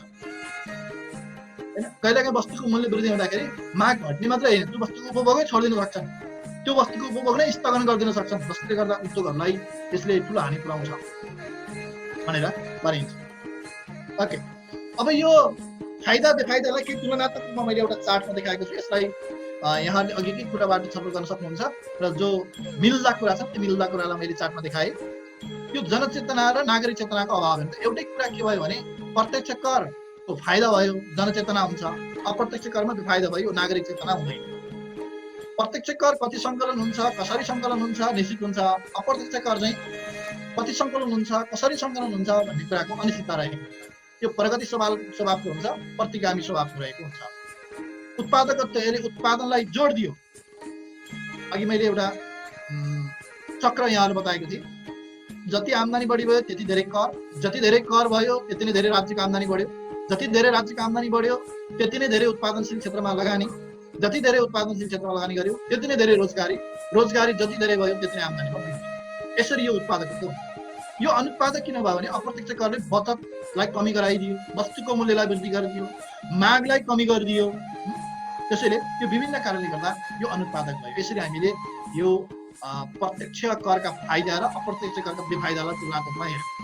त्यसै गरी प्रत्यक्ष करका बेफाइदा र अप्रत्यक्ष करका फाइदा बिचको तुलना। कर छल्ने सम्भावना हुन सक्छ प्रत्यक्ष कर, तर अप्रत्यक्ष करमा कर छल्न सक्ने सम्भावना हुँदैन। प्रत्यक्ष कर अन्यायपूर्ण हुन्छ, अप्रत्यक्ष कर न्यायपूर्ण हुन्छ। यसको फेरि लजिक अलिकति फरक छ है। मैले यो शाब्दिक रूपमा मात्र तुलना देखाएको। अन्यायपूर्ण किन हुन्छ प्रत्यक्ष कर? गरिबले गरेको आम्दानीमा पनि तिर्नुपर्छ। यो अप्रत्यक्ष कर न्यायपूर्ण किन हुन्छ? जसले बढी खर्च गर्छ उसले बढी तिर्छ, जसले कम खर्च गर्छ उसले कम तिर्छ। त्यसैले यो लजिक हामीले बुझ्नु पर्यो। असुविधाजनक हुन्छ अप्रत्यक्ष कर। यो असुविधाजनक हुनुको कारण के हो? आम्दानीको चुस्त रेकर्डिङ गर्नु पर्यो। त्यसका लागि कर्मचारीको व्यवस्था हुनुपर्छ। कर्मचारीको व्यवस्था हुँदा खर्च बढी हुन सक्छ। त्यसैले असुविधाजनक भयो। यो सुविधाजनक किन भयो? प्रत्यक्ष कर वस्तुको मूल्यमै जोडेर आउँछ। त्यसैले यो सजिलै सङ्कलन हुन्छ। त्यसैले यो कर भुक्तान गर्न पनि सजिलो भयो, राज्यलाई सञ्चालन गर्न पनि सजिलो भयो। र यो प्रत्यक्ष करको क्षेत्र सीमित हुन्छ, अप्रत्यक्ष करको क्षेत्र व्यापक हुन्छ। मैले यति तुलनात्मक रूपमा यहाँलाई जानकारी गराएँ। अब मैले यहाँलाई मुख्य छलफल गराउन खोजेको विषयवस्तुहरूमा प्रवेश गरिरहेको छु। समय 1 घण्टाभन्दा अगाडि बढिसकेको छ। आयकर हुन्छ सर, ठिक छ। यो कुनै पनि देशमा रहेका विभिन्न करहरूलाई नियमन गर्नका लागि विभिन्न प्रकारका करसँग सम्बन्धित ऐन नियमावली बनाइएको हुन्छ। मैले त्यही कुरा उल्लेख गरेको। नेपालको आयकर 2058 अनुसार, त्यसै गरी आयकर नियमावली 2059 अनुसार र यो आर्थिक ऐन चाहिँ हरेक आर्थिक वर्षमा परिवर्तन हुन्छ। अब हामी यो 2077-78 को बजेट पास हुने बित्तिकै फेरि नयाँ आर्थिक ऐन आउने छ। त्यो नयाँ आर्थिक ऐन भइसकेपछि फेरि त्यसपछि हाम्रो यो राजस्वमा केही कर सङ्कलनमा केही प्रभावित हुन सक्नेछ, केही उतार चढाव हुन सक्नेछ। यी ऐन नियमहरूले नै आयकरलाई नियमन गरेको हुन्छ। यो आयकर भनेको अघिको हाम्रो प्रत्यक्ष करसँग तुलना गरेर बुझ्दा पनि हुन्छ हैन। रोजगारीबाट प्राप्त भएको आम्दानी, लगानीबाट प्राप्त भएको आम्दानी, व्यवसाय र विभिन्न पुँजीगत लाभहरूबाट प्राप्त भएको आम्दानीमा वा मुनाफामा लगाइने कर नै आयकर हो। र यो आयकर अन्तर्गतको एउटा मैले उदाहरण यहाँ दिएको यहाँलाई। सामाजिक सुरक्षा कर भनेर हामीले जे तिरिरहेका छौँ यो अधिकांश व्यक्तिले तिर्ने कर हो। हामी शिक्षक छौँ, हामी रोजगार प्राप्त छौँ र हामीले सामाजिक सुरक्षा कर पनि तिरिरहेका छौँ। त्यसरी मैले यो यहाँलाई प्रत्यक्ष फिलिङ्स होस् भनेर पनि मैले यो जोडेको। हामीले 1% कर तिरिरहेका छौँ। यो हाम्रो आयकर हो। आयकर अन्तर्गतको एउटा वर्गीकरण हो यो सामाजिक सुरक्षा कर। यो हामी 1% तिर्छौँ र यो नेपालमा 2066 सालबाट उठाउन सुरुवात गरिएको हो। अब यो आर्थिक ऐन 2076 अनुसार, आर्थिक विधेयक 2076 अनुसार नेपालमा आयकरको व्यवस्था यस्तो छ। यो आयकरलाई यो टेबल देख्नु भएको छ नि एकदम राम्रोसँग? सर क्लियर छ, एकदम क्लियर हो। क्लियर यो आयकरलाई दुई ढङ्गले वर्गीकरण गरिएको छ। एउटा अविवाहितलाई कसरी आयकर लिने, अर्को विवाहितलाई कसरी आयकर लिने भनेर यो दुईवटा समूहमा वर्गीकरण गरिएको छ। अविवाहित व्यक्तिले कसरी कर तिर्छ भने 4 लाखसम्मको उसले 1% तिर्छ। यो वार्षिक रूपमा है। यदि कुनै व्यक्तिले अविवाहित व्यक्तिले वार्षिक 4 लाख आम्दानी गर्छ भने उसले 1% कर तिर्छ। 4 लाखदेखि 5 लाखसम्म उसको आम्दानी हुन्छ भने त्यो थप 1 लाख हो है। 4 लाखदेखि 5 लाखसम्म उसले थप 1 लाखको चाहिँ उसले 10% कर तिर्छ। 5 लाखदेखि 7 लाखसम्म उसले 20% तिर्छ। 7 लाखदेखि 20 लाखसम्म 30% तिर्छ र 20 लाखभन्दा बढी आम्दानी छ वार्षिक रूपमा भने उसले 36% कर तिर्छ। यसरी यो अविवाहितले राज्यलाई भुक्तान गर्ने आयकरको दर। अब विवाहितले स्वभावैले उसका जिम्मेवारीहरू बढी हुन सक्छन् भन्ने ढङ्गले पनि राज्यले यो ढङ्गको अलिकति थप सुविधा दिएको छ विवाहितलाई, दम्पतिका लागि चाहिँ 4,50,000 आम्दानीका लागि उसले 1% कर तिर्छ। 4,50,000 देखि 5,50,000 10% तिर्छ। तर त्यो थप आम्दानी चाहिँ बराबरै हो है। यता पनि 1 लाख हो, यता पनि 1 लाख हो। फरक कहाँनिर आयो भने यो सुरुको 1% नै फरक आएको है। त्यसै गरी विवाहितले 5,50,000 देखि 7,50,000 चाहिँ उसले 20% तिर्छ। 7,50,000 देखि 20 लाखसम्म चाहिँ 30% तिर्छ र 20 लाखभन्दा माथि चाहिँ दुवै विवाहित र अविवाहित दुवैले तिर्ने प्रतिशत एउटै छ, 36% छ। भनेपछि यो सुरुको 20 लाख भित्रमा चाहिँ केही फरक छैन। अब यहाँ दरमा खासै फरक छैन। 1-1%, 10-10%, 20%, 30-30%, 36-36%। मात्र त्यसको सीमा कति रकमको कति दर तिर्ने भन्ने मात्रै फरक हो। यो अझै यो टेबलभन्दा हामी अर्को टेबलमा गइसकेपछि अझ छर्लङ्ग हुन्छौँ। मैले अर्को एउटा इक्जाम्पल यहाँलाई दिएको छु। यो टेबलमा यहाँहरूको केही छ प्रश्न? छैन सर, छैन अगाडि बढ्नु। ओके, त्योभन्दा अगाडिको एउटा प्रश्न त्यहाँ आएको थियो सर, यो अप्रत्यक्ष कर छल्ने सम्भावना हुँदैन र भनेर एकजना साथीले सोध्नुभएको छ। मैले अघि पनि एउटा कुरा मैले यहाँ जाने जस्तो तिगडम गर्नेले सबै प्रत्यक्ष कर, अप्रत्यक्ष कर सबै प्रकारका करहरू छल्छ। त्यहाँ एउटा लजिक थियो नि, अप्रत्यक्ष करलाई छल्न नसक्ने सम्भावना के मानेमा भने हरेक वस्तुको मूल्यमा कर जोडिएर आउँछ भनेपछि उपभोक्ताले त्यो वस्तुको मूल्य तिर्दा नै कर तिरिसकेको हुन्छ। अनि अब हामीले बिलै लिँदैनौँ भने त त्यहाँनिर त्यो कर छलेको होइन कि कर प्रतिको हाम्रो चेतनै नभएको, त्यो कर प्रतिको सचेतना नभएको कारणले गर्दा हामीले बिल लिएनौँ। अनि हामीले वास्तविक बिल लिएनौँ बिल लिँदाखेरि पनि। अनि हामीले कर तिर्ने डरले कहिलेकाहीँ के गर्यौँ, कतिपय वस्तु किन्दाखेरि चाहिँ हामीले कर बिनाको बिल लियौँ, कर भुक्तान नगरिकन वस्तु किन्यौँ। यस्ता विभिन्न कारणले गर्दा कर छली भएको। तर वस्तुको मूल्यमा जोडिसकेको त्यो कर कुनै पनि हालतमा छली गर्न चाहिँ मिल्दैन र सकिँदैन, त्यो अर्थमा भनिएको हो। अब हामी सचेत हुँदैनौँ, हामी त्यो करप्रति जिम्मेवारी हुँदैनौँ, हामीले त्यसलाई कर्तव्यका रूपमा बुझ्दैनौँ भने त त्यो जसरी पनि छली हुनसक्छ। अब कहाँ कसरी छली भइरहेको छ भन्ने विषयमा म तपाईँहरूलाई अहिले अन्तमा तपाईँले सम्झाउनु होला। मसँग एउटा मलाई वीरगञ्ज भनिदिनु होला, वीरगञ्जको एउटा स्टोरी छ, म तपाईँलाई जानकारी गराउनेछु यो कर कसरीसम्म छली हुन्छ भन्ने विषयमा। अन्तिममा समय रह्यो भने म त्यो स्टोरी तपाईँलाई जानकारी गराउँछु है त। ओके, अब यदि 25 लाख आम्दानी छ कुनै एउटा व्यक्तिको भने उसले राज्यलाई कति कसरी कर तिर्छ भनेर एउटा विवाहित र एउटा अविवाहितको मैले यहाँ टेबल बनाएर देखाएको छु र यसलाई प्रस्ताउने प्रयास गरेको छु। कुनै एउटा विवाहित व्यक्तिले वार्षिक 25 लाख आम्दानी गर्छ भने त्यो विवाहितले अविवाहितको अगाडि गइसक्यो कसलाई अविवाहितको अगाडि गइसक्यो। पहिला अविवाहित हेरौँ है। एउटा अविवाहितले वार्षिक रूपमा 25 लाख रुपियाँ आम्दानी गर्छ भने उसले कसरी कर तिर्छ राज्यलाई भने 4 लाखसम्म आम्दानी छ भने उसले त्यो 4 लाखको 1% का दरले 4,000 कर हुन्छ।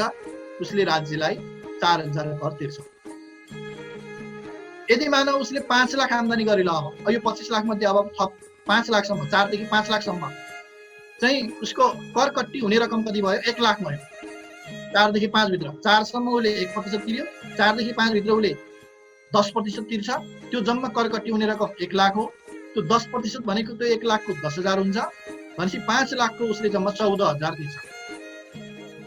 5 लाखदेखि 7 लाखसम्म जम्मा 2 लाख हुन्छ करकट्टी हुने रकम। त्यो 2 लाखको उसले 20% कर तिर्नु पर्ने हुन्छ।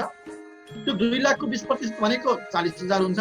भनेपछि वार्षिक रूपमा 7 लाख मात्रै आम्दानी भएको भए उसले 54,000 चाहिँ राज्यलाई कर तिर्नु पर्ने।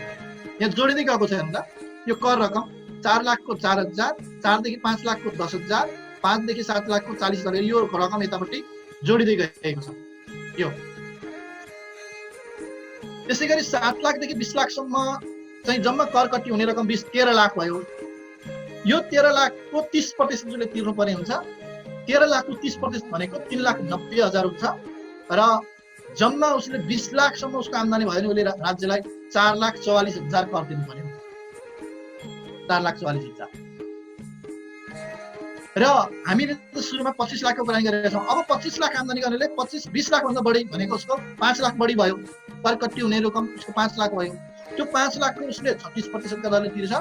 36% का दरले 1,80,000 उसले तिर्नुपर्ने हुन्छ र जम्मा 25 लाख वार्षिक रूपमा आम्दानी गर्ने एउटा अविवाहित व्यक्तिले 1 वर्षमा राज्यलाई 6,24,000 आयकर तिर्नुपर्ने हुन्छ।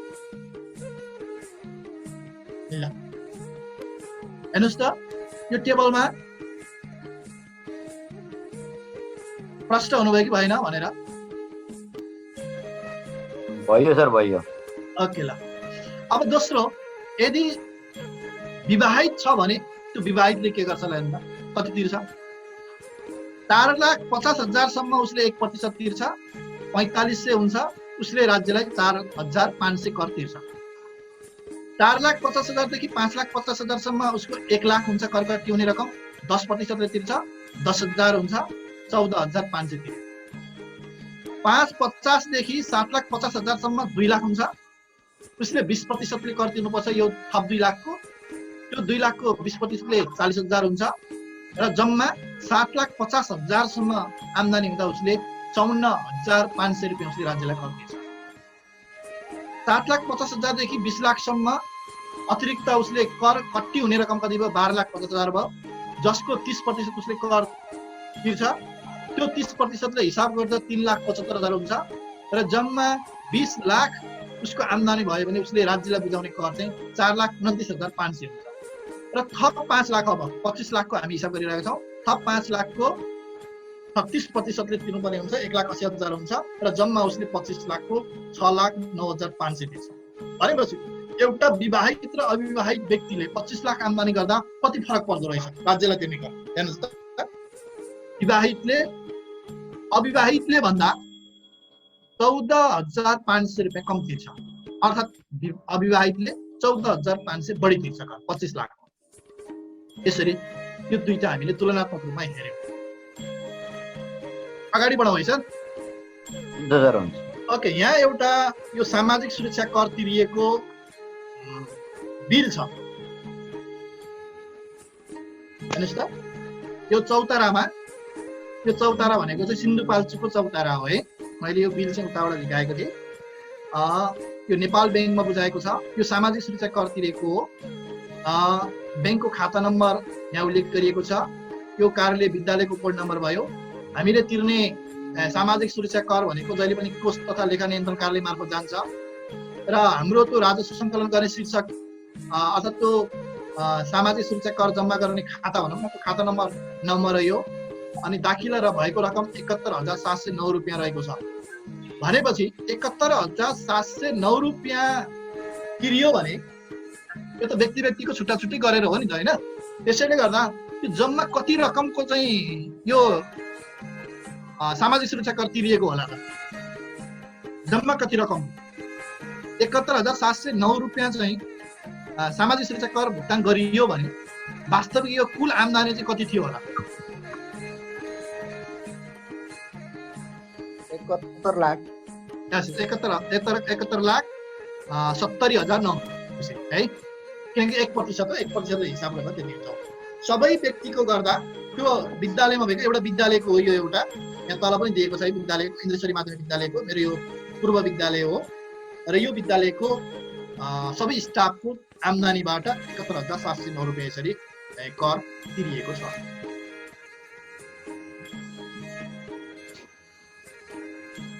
ओके, म अन्तःशुल्कमा गएँ यहाँहरूसँग। मैले आयकरलाई सकेँ, पछि फेरि केही एउटा दुईटा स्मरणीय कुराहरू आउँछन् आयकरका। अन्तःशुल्क अन्तःशुल्क पनि जसरी आयकरलाई नियमन गर्ने ऐन नियमावली आर्थिक ऐन छन्, त्यसै गरी यसको पनि अन्तःशुल्क ऐन 2058 छ, अन्तःशुल्क नियमावली 2059 छ, अनि आर्थिक ऐन 2076। यो आर्थिक ऐन चाहिँ सबै करहरूका लागि एउटै हुन्छ र यो वार्षिक रूपमा परिवर्तन हुँदै जान्छ। अब आर्थिक ऐन 2077 हाम्रो बजेट पास भइसकेपछि आउँछ।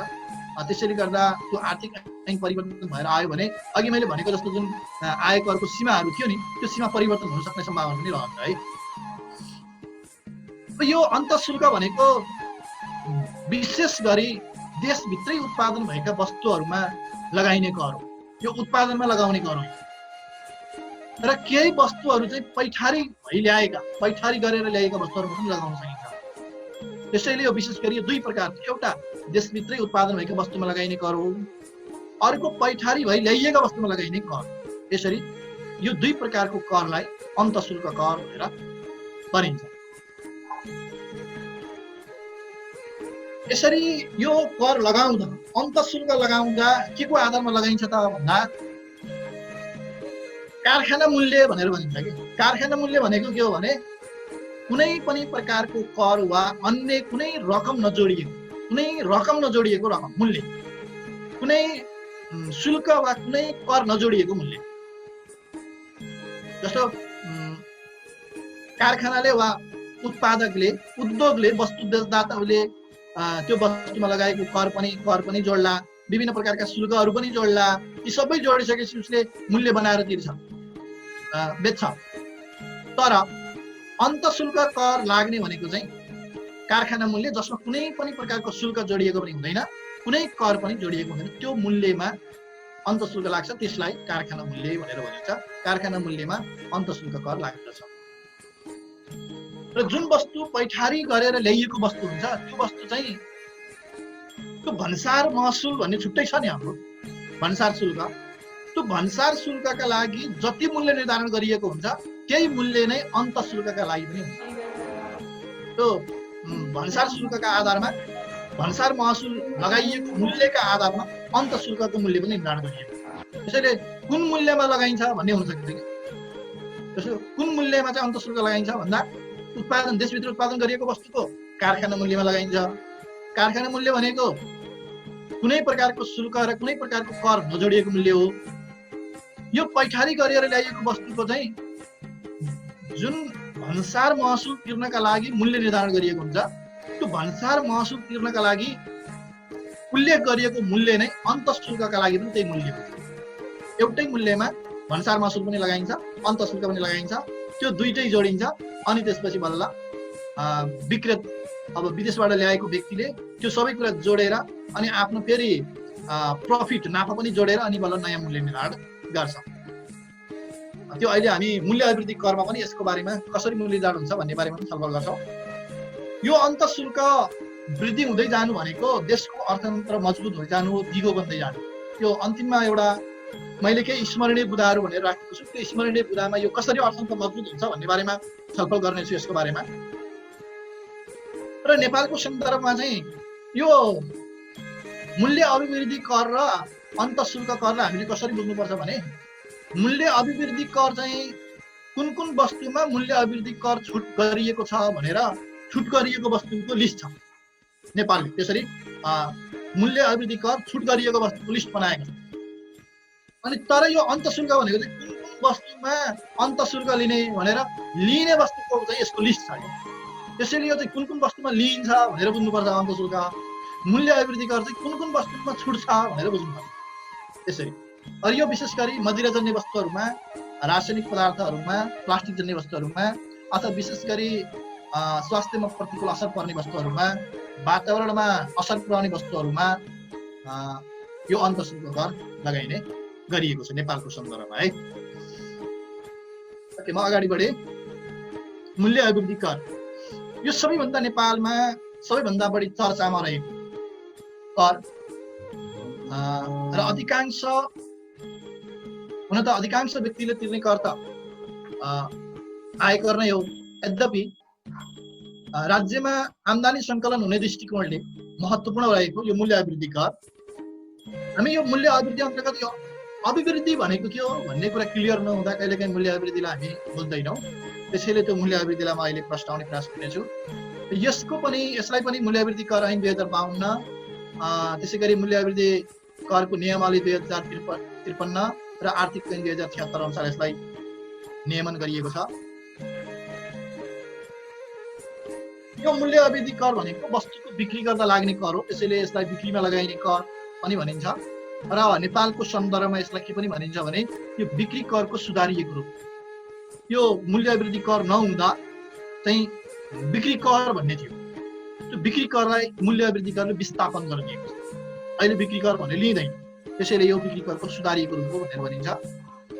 अब यो मूल्य अभिवृद्धि कर वा भ्याटको आधार भनेको के हो भने यो वस्तु तथा सेवा बिक्री गर्ने विभिन्न स्टेजहरू, त्यो विभिन्न स्टेजमा पुग्दा एउटा चरणबाट अर्को चरणमा पुग्दा वस्तुको मूल्यमा वृद्धि हुन्छ अथवा वस्तुको मूल्यमा अभिवृद्धि हुन्छ।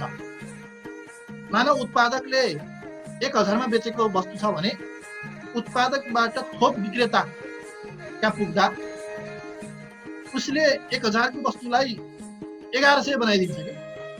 1100 किन बनाउँछ त भन्दा उसले त्यहाँ नाफा पनि जोडेको हुन्छ।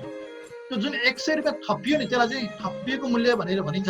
त्यो थपिएको मूल्य नै अभिवृद्धि भएको मूल्य हो। त्यो थपिएको मूल्य वा अभिवृद्धि भएको मूल्यमा मात्रै कर लगाइने भएको हुनाले नै यसलाई मूल्य अभिवृद्धि कर भनेर भनिएको। त्यसैले यो मूल्य अभिवृद्धि करको आधार भनेकै यो उत्पादन गरेर वितरण गर्ने प्रक्रियामा हरेक फर्मले हरेक चरणमा वृद्धि हुने मूल्य जसलाई मूल्य अभिवृद्धि भनिन्छ त्यो नै यो मूल्य अभिवृद्धि करको आधार। त्यही मूल्य अभिवृद्धिमा नै यो कर लाग्ने भएको हुनाले यसलाई मूल्य अभिवृद्धि कर भनेर भनिएको। थप भएको मूल्य भनेर भनिन्छ क्या। अभिवृद्धि मूल्य भनेको थप भएको मूल्य, एउटा चरणबाट अर्को चरणमा जाँदा थप भएको मूल्य।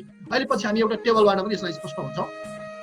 ओके, यो उपभोगमा आधारित मूल्य हो। जसले बढी उपभोग गर्छ उसले बढी तिर्छ, जसले कम उपभोग गर्छ उसले कम तिर्छ। अनि यो मूल्य अभिवृद्धि कर भनेको जहिले पनि यसको अन्तिम भार भनेको उपभोक्तामा पर्छ, उपभोक्ताहरूले तिर्छ। त्यसैले यसको अन्तिम भार वस्तु तथा सेवा खरिद गर्ने उपभोक्ताहरूमा पर्छ र जसले उपभोग गर्छ उसलाई नै बढी भार परेको हुन्छ। र नेपालमा यो मूल्य अभिवृद्धि कर 2054 सालदेखि सुरु गरिएको हो र नेपालमा अहिले मूल्य वृद्धि करको दर चाहिँ 13% रहेको छ। मैले अघि यो मूल्य अभिवृद्धिको बारेमा स्पष्ट बनाउँछु भनेको थिएँ। यो टेबलले मलाई लाग्छ तपाईहरुलाई स्पष्ट बनाउनेछ। यहाँ एउटा टेबल छ हेर्नुस्। अघि मैले विभिन्न चरण वा स्टेज भनेको थिएँ। जस्तो यो वस्तु बिक्री गर्ने यो विभिन्न चरण हेर्नु त। उत्पादक, उत्पादकबाट वितरक, वितरकबाट थोक विक्रेता, थोक विक्रेताबाट खुद्रा विक्रेता, खुद्रा विक्रेताबाट उपभोक्ता। यसरी वस्तु यो विभिन्न चरणमा अगाडि बढ्छ र उपभोक्तामा आइपुग्छ। यो चरण। अब खरिद मूल्य भनेको कस्तो हुन्छ भने उपभोक्ताको बिक्री मूल्य वितरकको खरिद मूल्य हुन्छ, वितरकको बिक्री मूल्य थोक विक्रेताको मूल्य हुन्छ, थोक विक्रेताको बिक्री मूल्य खुद्रा विक्रेताको खरिद मूल्य हुन्छ, खुद्रा विक्रेताको बिक्री मूल्य उपभोक्ताको खरिद मूल्य हुन्छ। त्यसरी यहाँ गरिएको छ। मैले अब उत्पादकबाट सुरु गरेँ। उत्पादकको कुनै खरिद मूल्य हुँदैन, उत्पादकले कुनै मूल्य अभिवृद्धि पनि गर्दैन। उसले त्यो वस्तुको एउटा मूल्य निर्धारण गर्छ, बिक्री मूल्य मानौ 1 लाख। उसले 13% को दरले भ्याट कति तिर्छ? 13,000। 13,000 भ्याट हुन्छ।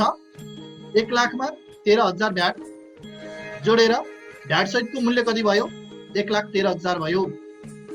अब उसले खरिदमा तिरेको मूल्य भनेको यो उत्पादकले वस्तु खरिद गरेकै हैन, उसले उत्पादन गरेको, त्यसैले उसले यो खरिदमा कुनै मूल्य तिरेकै छैन, कर तिरेकै छैन। अब सरकारलाई उसले तिर्ने कर कति हो? 13,000। यसरी उत्पादकसँग भएको वस्तुको मूल्य 1 लाख छ भने उसले राज्यलाई तिर्ने कर 13,000 हुन्छ। त्यो भ्याट। अब वितरकमा आइपुग्दा वितरकले कसरी कर तिर्छ हेर्नुस् है। उसको खरिद मूल्य कति भयो? उत्पादकको 1 लाख, वितरकको खरिद मूल्य 1 लाख भयो। उसले मूल्य अभिवृद्धि गर्यो, 10,000 मूल्य बढायो उसले। अब यहाँ मैले चाहिँ अलि धेरै मूल्य बढाएको देखाएको छु अब यहाँ बढाएको जसरी यति धेरै त बढाइँदैन होला, योभन्दा बढी बढ्न पनि सक्छ होइन। अहिले चाहिँ मैले एउटा अनुमान गरेको, मानौ उसले 10,000 मूल्य बढायो, उसको बिक्री मूल्य कति भयो? 1,10,000 भयो। जानुहोस् है, 1 लाखमा किन्यो, 1 लाख मूल्य वृद्धि गर्यो, 1,10,000 मा उसले बिक्री गर्ने बनायो। यो 1,10,000 को भ्याट कति हुन्छ? 13% ले 14,300 हुन्छ। यो 1,10,000 मा 14,300 भ्याट जोड्दा भ्याट सहितको बिक्री मूल्य कति हुन्छ? 1,24,300 हुन्छ। र यो वितरकले यो वस्तु किन्दा नै 1 लाखको वस्तु किन्दा नै 13,000 कर तिरिसकेको छ कि खरिदमा तिरेको मूल्य 13,000। उसले सर यहाँ मैले खरिदमा तिरेको मूल्य भनेर लेखेको छ, यो खरिदमा तिरेको कर है, यो भ्याट रकम है, यो खरिदमा तिरेको मूल्य भएको रहेछ। त्यो चाहिँ यो खरिद वस्तु खरिद गर्दा तिरेको कर हो कि 13,000 त उसले वस्तु किन्दै तिरिसक्यो भनेपछि अब उसले बुझाउने कर भनेको जम्मा राज्यलाई सरकारलाई उसले बुझाउने कर भनेको 1,300 हो, किनकि 13,000 त उसले पहिल्यै बुझाइसक्यो 1 लाख। उसले थप गरेको मूल्य 13,000, यो मूल्य अभिवृद्धि गरेको 10,000, यो 10,000 को मात्रै उसले कर दिन्छ, 10,000 को 1,300 हुन्छ। यसरी अभिवृद्धि भएको मूल्यमा मात्रै कर लाग्ने भएको हुनाले नै यसलाई मूल्य अभिवृद्धि कर भनिएको हो। अब अर्को थोक विक्रेतामा जाउँ त। थोक विक्रेताको खरिद मूल्य भनेको वितरकको बिक्री मूल्य कति थियो? 1,10,000 थियो। थोक विक्रेताको 1,10,000 भयो खरिद मूल्य। अब अघि वितरकले चाहिँ जम्मा 10,000 मूल्य अभिवृद्धि गरेको थियो, तर थोक विक्रेताले चाहिँ 20,000 मूल्य अभिवृद्धि गर्ने, जसले गर्दा उसको बिक्री मूल्य कति भयो? 1,30,000 भयो। अब यो 1,30,000 को 13% का दरले भ्याट बुझाउनु पर्ने रकम कति हुन्छ? भ्याट कर 16,900 हुन्छ। अनि यो 16,900 जोड्दा उसको भ्याट सहितको बिक्री मूल्य कति हुन्छ? 1,46,900 हुन्छ। अब यो 16,900 मध्ये सरकारलाई बुझाइसकेको कर त कति भयो? 14,300। त अगाडि नै बुझाइसकियो, वस्तु खरिद गर्दै यो कर बुझाइसकियो हैन। 14,300 चाहिँ सरकारलाई कर तिरिसकियो यो 16,900 मध्ये। त्यसैले अब बाँकी कर बुझाउनु पर्ने सरकारलाई दिने कर भनेको 2,600 मात्रै कर बुझाइन्छ, सरकारलाई दिइन्छ भनेको यो मूल्य अभिवृद्धि 20,000 को 13% ले 2,600 हुन्छ। त्यसरी बुझौँ है त। ओके, अब अर्को जाउँ। अब खुद्रा विक्रेता। खुद्रा विक्रेताको खरिद मूल्य भनेको थोक विक्रेताको बिक्री मूल्य 1,30,000। उसले पनि मूल्यमा अभिवृद्धि कति गर्यो? 20,000 गर्यो। बिक्री मूल्य कति भयो? 1,50,000 भयो। भ्याट कति हुन्छ? 1,50,000 को 19,500 भयो। यो 19,500 सहित बिक्री मूल्य कति भयो? 1,69,500 भयो। यो 19,500 भ्याट मध्ये अगाडिको 2वटा चरणमा नै वस्तु खरिद गर्दा कति? 16,900 कर बुझाइसकियो सरकारलाई। त्यसैले अब बाँकी रहेको कर बुझाउन बाँकी रहेको कति? 2,600। त्यसैले यो खुद्रा विक्रेताले राज्यलाई जम्मा 2,600 मात्रै बुझाउँछ भनेको अभिवृद्धि भएको मूल्य 20,000 को कर मात्रै बुझाउँछ। त्यसैले यसलाई मूल्य अभिवृद्धि भनिएको। त्यसरी है त। अब अन्तिम उपभोक्ताको खरिद मूल्य कति भयो? खुद्रा विक्रेताको बिक्री मूल्य 1,50,000 नै उसको खरिद मूल्य भयो 1,50,000। यो 1,50,000 को भ्याट कति हुन्छ? 19,500। यो 19,500 उसको वस्तुको मूल्यमा जोडेर उसले भ्याट सहितको मूल्य कति तिर्छ? 1,69,500 तिर्छ। त्यो 1,69,500 तिर्दा उसले 19,500 कर तिर्यो। तर यो चरणमा उपभोक्ताले छुट्टै कर बुझाउनु पर्दैन के सरकारलाई दिनुपर्ने कर जति त अगाडि खुद्रा विक्रेताले नै बुझाइसकेको। व्यक्तिले मूल्य भनेर तिर्छ, तर व्यक्तिले चाहिँ राज्यलाई छुट्टै कर तिर्नु पर्दैन। यसरी 1 लाख मूल्य भएको कुनै एउटा वस्तु क्रमशः वृद्धि हुँदै 10,000 थप भयो, 1,10,000 भयो, 20,000 थप भयो, 1,30,000 भयो, 20,000 फेरि थपियो, 1,50,000 मूल्य भनेपछि मूल्य अभिवृद्धिले 1 लाख को वस्तुको मूल्य 1,50,000 भयो र कर जम्मा 1,50,000 पुग्दा जम्मा कति भयो? कर 19,500 भयो र यो 19,500 र 1,50,000 जोड्दा उपभोक्ताले तिर्नुपर्ने मूल्य 1,69,500 भयो। ल मैले यो टेबललाई बुझाउने प्रयास गरेँ, मैले विशेष गरी मूल्य अभिवृद्धिलाई बुझाउने प्रयास गरेँ। त्यसै कारणले नै यो मूल्य अभिवृद्धिमा नै कर लगाइने भएको हुनाले यसलाई मूल्य अभिवृद्धि कर भनिएको हो। अब यसमा यहाँहरूको केही बुझाइमा कमी भयो वा केही प्रश्न छ भने सर म्यामहरूलाई मैले अनुरोध गरेँ यसलाई चाहिँ यहीँ नै छलफल गरौँ पछाडि भन्दा पनि छ भने। यो उपभोक्ताले तिर्दा त 2600 मात्र थपेर तिर्नुपर्ने होइन र भनेर यहाँ जिज्ञासा राख्नु भएको छ। ए होइन, कस्तो हुन्छ भने उपभोक्ताले वस्तुको मूल्यमै जोडिएको, त्यो मूल्य त सबैले तिर्दै आयो के। जति कर हुन्छ नि त्यो व्यक्तिले त तिर्दै आयो। उत्पादकबाट वितरकमा आउँदा वितरकले 13,000 तिर्यो, वितरकबाट थोक विक्रेतामा जाँदा थोक विक्रेताले वितरकलाई 14,300 तिर्यो। तर राज्यलाई चाहिँ कति जम्मा गरिन्छ भन्ने कुरा हो के। अनि थोक विक्रेताबाट खुद्रा विक्रेतामा आउँदा खुद्रा विक्रेताले थोक विक्रेतालाई 16,900 तिर्यो। खुद्रा विक्रेताबाट उपभोक्तामा आउँदा उपभोक्ताले खुद्रा विक्रेतालाई 19,500 भ्याट तिर्यो। त्यो तिरिएको भ्याट मध्ये कुन चरणमा कसरी जम्मा हुन्छ भन्ने कुरा हो के। उत्पादकले 13,000 जम्मा गर्यो, वितरकबाट चाहिँ जम्मा 1,300 मात्रै कर जम्मा गर्ने भयो कि सरकारलाई। फेरि उसले त्यो 14,300 जम्मा गर्ने होइन, उसले जम्मा गर्ने सरकारलाई चाहिँ जम्मा 1,300 मात्रै हो। जस्तो थोक विक्रेताले वितरकलाई कर मूल्य भनेर 16,900 दिएको थियो, तर यो चरणमा वस्तुको सरकारलाई तिर्ने भनेको चाहिँ 2,600 मात्रै हो। वस्तुको मूल्यमा जोडेर चाहिँ उसले तिर्यो, तर सरकारलाई भुक्तान गर्ने चाहिँ 2,600 मात्रै हो। त्यसैले यो उपभोक्ताले वस्तुको मूल्यमै जोडेर तिर्छ। त्यसैले त के भनिएको भने नि यो मूल्य वृद्धि कर भनेको अप्रत्यक्ष कर हो। यो अप्रत्यक्ष कर भनेको जसले कर तिर्छ उसलाई थाहै हुँदैन। त्यसैले यो उपभोक्ताले यो वस्तुको मूल्य भनेर तिरेको हुन्छ, मूल्यमै जोडेर आउँछ। त्यसैले उसले मैले कर तिरे भन्ने कुरो अनुभूति नै पाउँदैन, मूल्यसँग जोडेको हुन्छ। र तिर्दा उसले 19,500 नै तिर्छ। तर सरकारलाई चाहिँ उपभोक्ताले 1 रुपियाँ दिनु पर्दैन, सरकारलाई जम्मा गर्नु पर्दैन। त्यो चाहिँ खुद्रा विक्रेतालाई दिने हो। खुद्रा विक्रेताले कर जम्मा 2600 गर्छ जम्मा सरकारलाई। त्यो चाहिँ मूल्यमा जोड्दै आयो। मैले बुझाउन सकेँ कि सकिनँ? ठिक छ सर, होइन सब अब यहाँ सेटिस्फाइड हुनुहुन्छ। ओके ल अब हाम्रो यहाँ एउटा यो भ्याट अब हेर्नुहोस् है, यो चाहिँ भ्याट सहितको बिल हो। यो क्रेताले इन्द्रेश्वरीले यो के रक्तमाला के छ है, मैले नाम याद गरिनँ, रोडा ढुङ्गा उद्योग यो बालुवा किन्दा हेर्नु त जम्मा 3,539 रुपियाँ 82 पैसाको बालुवा किनेको र यसको 13% भ्याट उसले 460 रुपियाँ 17 पैसा तिर्यो र जम्मा त्यो बालुवाको मूल्य उसले 4,000 तिर्यो।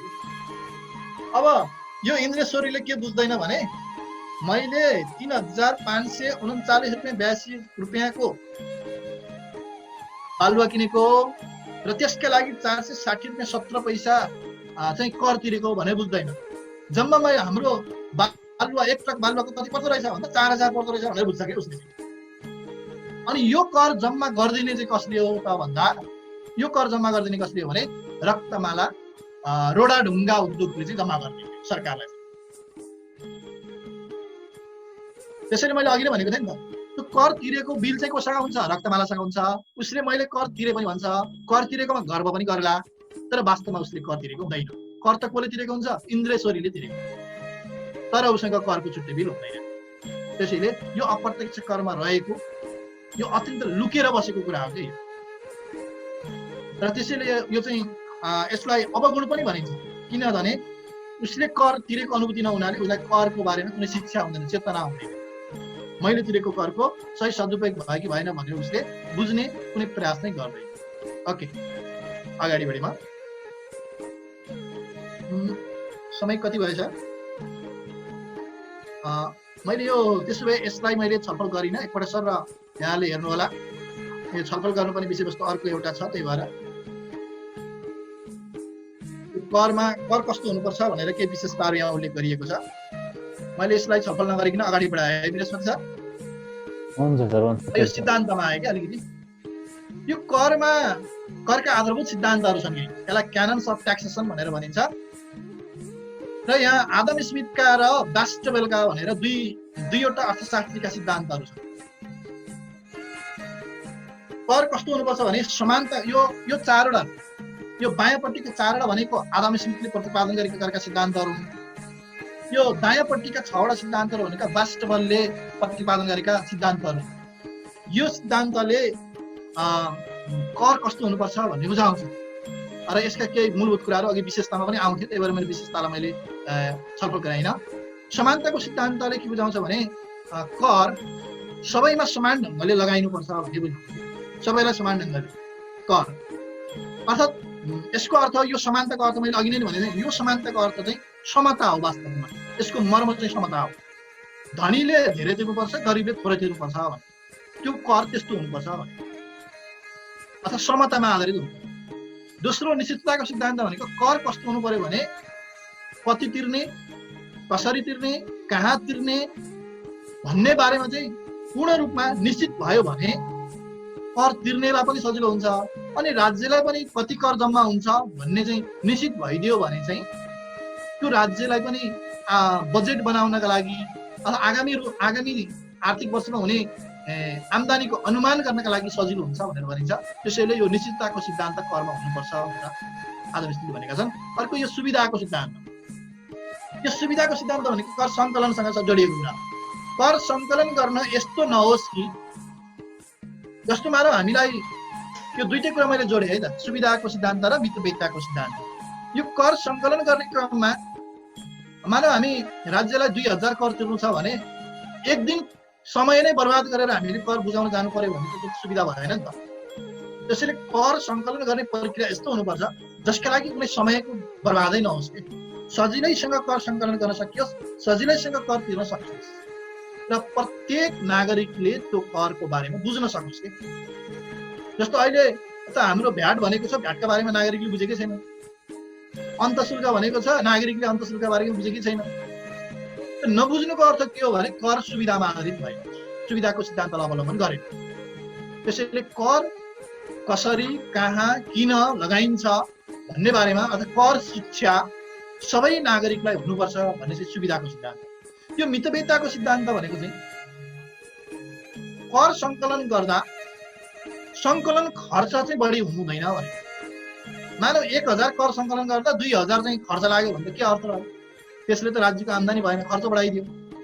अर्थात् ल ठिक छ, 1000 कर सङ्कलन गर्दा 900 रुपियाँ खर्च हुन्छ भने त भएन नि त।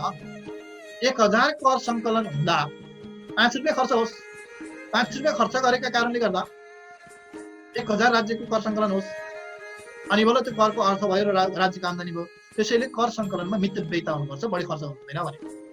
यो उत्पादकत्वको सिद्धान्त भनेको करले उत्पादनलाई असर पुर्याउनु हुँदैन, हानि पुर्याउनु हुँदैन।